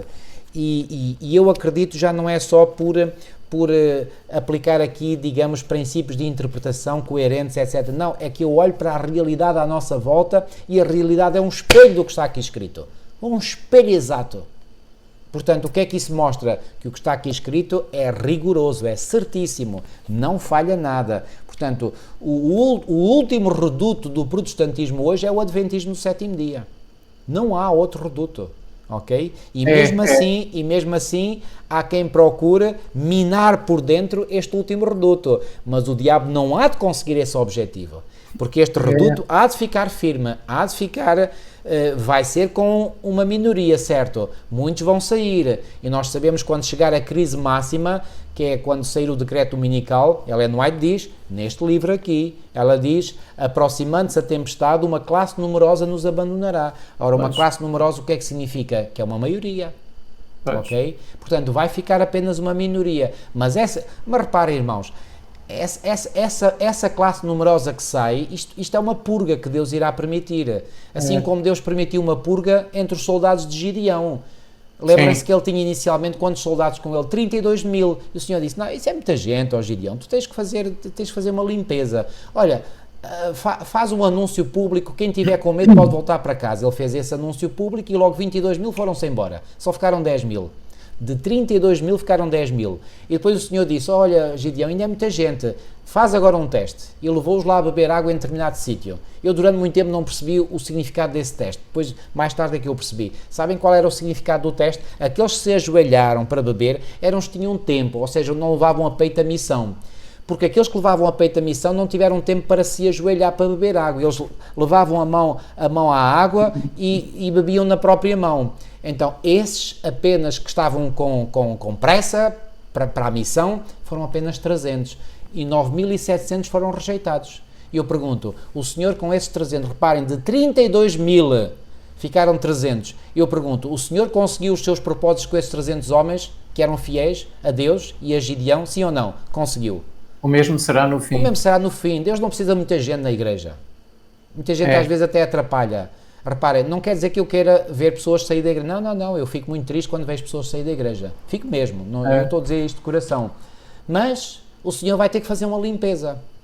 E quando fizer essa limpeza, e o decreto dominical vai ser, digamos, o clímax da sacudidura, não é? Muitos que não estão bem fortalecidos nas verdades bíblicas vão-se embora, vão abandonar-nos. Muitos, não vão querer nada connosco, não quero nada contigo, aquele indivíduo é fanático, é fundamentalista. Isso vai acontecer tanto com leigos como com pastores. Com tudo. Com teólogos e pastores. Aqui, o conto é as pessoas, não é a função que a pessoa ocupa. Os textos dizem que o Senhor terá um ministério consagrado, leal e santo. Leal. Exatamente. Portanto, quer dizer que agora não são todos leais, puros e santos. Exatamente. Isso há muito mercenário e muitos infiltrados. Agora, uma coisa é certa, essa limpeza quem a fará é o Senhor, não somos nós. Graças a Deus por isso. Isso, exatamente. Portanto, a seu tempo o Senhor vai limpar a sua igreja. Exatamente. Quando a igreja ficar limpa... A lição de quinta-feira diz que a verdade acabará por triunfar. Exatamente. E é isso mesmo que vai acontecer. Mesmo, a verdade acabará por triunfar. E nós vemos que a verdade acabará por triunfar porque ainda dentro do capítulo 11 temos os versículos 15 a 19, não é? Irmão, e vamos terminar com isso. Nós vemos aqui no versículo 15 que o reino do mundo se tornou do nosso Senhor e do seu Cristo e ele reinará pelos séculos dos séculos. Quando é que isto acontecerá? Isto acontecerá no final do tempo da graça. Portanto, quando Cristo concluir a sua obra no santuário celestial, o reino será entregue, portanto, Cristo assumirá o reino será entregue a Cristo. Então, o versículo 19 menciona o acontecimento... Já agora, os acontecimentos aqui descritos sob a sétima trombeta, é preciso dizer isto, eles estão descritos na ordem inversa dos acontecimentos. Sim, muito bem. Eles começam do fim, portanto, desde o tempo da vinda de Cristo, e voltam para trás até chegar a 1844. Ou seja, o tempo da sétima trombeta dura desde 1844 até ao fim do tempo da graça. Ou até à vinda de Cristo. Mas os acontecimentos estão descritos na forma inversa. Exato, portanto, a sétima trombeta é isso, é de 1844 até ao fim, segunda vinda ao fim do tempo da graça. Exatamente. O que aconteceu no início da sétima trombeta, o que aconteceu em 1844 está no verso 19. No verso 19, exatamente. Deu-se então o santuário de Deus que se acha no céu e foi vista a Arca da Aliança no seu santuário. O que é que isto quer dizer? Que depois das tais duas testemunhas terem sido ressuscitadas e Deus lhes ter dado vida novamente e poder no mundo, o povo de Deus chegou a compreender mais verdades que antes não compreendia. Exatamente. Então Deus deu mais luz ao seu povo protestante no século XIX, em meados do século XIX, e eles chegaram a compreender que existe um santuário no céu, que é o lugar da habitação de Deus, e que esse santuário, à imagem, portanto, daquilo que se passava no Antigo Testamento, tem duas salas, o lugar santo e o lugar santíssimo, e eles chegaram a compreender que em 1844 Jesus iniciou na segunda sala do santuário celestial aquilo que é chamado o juízo investigativo, ou o dia da expiação, que acontecia uma vez por ano no santuário terrestre. Então, a partir de 1844, o dia da expiação final começou, Os livros de registro estão a ser examinados desde Isso. 1844 para determinar quem se aprontou, quem se ficou apto ou não para viver na nova terra, quem se aproveitou da justiça pela fé, Isso. quem se aproveitou da santificação, quem realmente preparou o seu caráter para a vida eterna ou não. E Deus está aceitando e rejeitando nomes desde 1844 no grande juízo investigativo. Então, o povo compreendeu que o santuário existe no céu, que existe um compartimento e que o santuário se abriu e foi vista a Arca da Aliança. Onde é que estava a Arca da Aliança no santuário terrestre, que era uma cópia do celestial? A Arca da Aliança estava na segunda sala. Então, eles viram pela primeira vez a importância dos 10 mandamentos na íntegra. Eles compreenderam pela primeira vez a verdade sobre o sábado, o quarto mandamento dos 10. E começaram a santificar o sábado, começaram a ensinar o sábado. Então, isto foram verdades que Deus trouxe, ou seja, Deus fez com que a Bíblia brilhasse ainda mais do que brilhou antes. E quando eles descobriram uma verdade, essa verdade levava a outra verdade, era uma cadeia de verdades. Era uma cadeia de verdades. E foi nesta época que o mundo protestante rejeitou estas verdades. Exatamente. E houve então a tal queda espiritual e moral do mundo protestante, e o mundanismo entrou em força dentro da igreja, porque eles depois já não... Porque é assim, quando Deus dá uma oportunidade, eles rejeitam o Espírito de Deus e o Espírito de Deus se afasta, então as coisas descambam. Descambam completamente. Então, por isso é que... E foi o que aconteceu aquilo que eu referi há bocadinho, portanto foi isso, a tal exatamente. quebra brutal. Portanto, vemos aqui que, portanto, a compreensão da Bíblia foi muito melhor ainda depois disto, da Revolução Francesa, até que em 1844 chegaram à compreensão, portanto, do que está aqui no verso 19. No final da 7ª trombeta acontece aquilo que está na segunda metade do verso 19. Houve relâmpagos e vozes e trovões e terremoto e grande saraivada, que é aquilo que está descrito na 7ª das últimas 7 pragas em Apocalipse 16. Então, isto aqui descreve o início e o fim do tempo da 7ª trombeta. Certo. Começou em 1844, termina então com a sétima e última praga. E a segunda vinda de Jesus. Então, e diz aqui o versículo 17 que o Senhor assumiu o seu grande poder e começou a reinar, porque nós sabemos que no final do juízo investigativo o reino será entregue a Cristo e aos santos do Altíssimo, conforme diz Daniel 7 e 8, não é? Então, por isso é que a lição de quinta-feira diz a verdade triunfará. Portanto, porque é isto que termina, o capítulo 11 termina assim, com a vitória de Cristo. E nós vamos terminar por aqui, irmão, que o tempo já esgotou. Já chega, está muito adiantado o tempo. Ok, muito obrigado uma vez mais pela sua preciosa colaboração. Vamos terminar com uma oração. Nosso querido e amado Pai que estás nos céus, mais uma vez, Senhor, os nossos corações se regozijam com esta cadeia de verdades bíblicas da Tua Palavra. Ó Senhor, obrigado porque elas nos ajudam a compreender a história de uma forma tão clara, Senhor. E no fundo, a verdadeira história é a história deste grande conflito entre o bem e o mal. É a história do Teu povo. E sempre tiveste ao longo dos séculos um povo que te temeu. É verdade que esse povo por vezes foi um povo muito minoritário, muito pequeno, um pequenino rebanho, como tu próprio disseste em Lucas 12:32, mas sempre existiu. Ó Senhor, obrigado, Senhor, porque nós acreditamos fazer parte dessa linha, dessa descendência, desse povo santo. Amém. E, Senhor, agradecemos por nos ajudares a compreender a história dos nossos antepassados espirituais. Obrigado por tudo, Senhor. Obrigado também por nos ajudares a compreender o tempo em que vivemos hoje e como o inimigo, Senhor, está preparando os seus ataques contra o teu remanescente. Mas também sabemos que se nós permanecermos em Ti e nos firmarmos nas verdades da Tua Palavra, não haverá nada nem ninguém que nos possa abalar. E nós queremos fazer parte dessa falange destemida, Senhor, que não só não se deixará abalar na sua fé, como dará um testemunho tão poderoso ao mundo que irá abalar o mundo no alto clamor, que será a última chamada de misericórdia ao mundo. Senhor, ajuda-nos a permanecer firmes e leais a Ti até à Tua vinda, para assim termos o prémio que nós queremos verdadeiramente receber. Ó Senhor, fica connosco, anima-nos e fortalece-nos. É o que nós te pedimos, Senhor, e pela fé te agradecemos desde já. Em nome de Jesus, o nosso amado Salvador e Senhor. Amém. Amém, Senhor, assim seja. Amém. Queridos amigos, ficamos por aqui. Marcamos encontro para a próxima semana. Que Deus vos abençoe grandemente. Deus vos abençoe. Uma boa semana.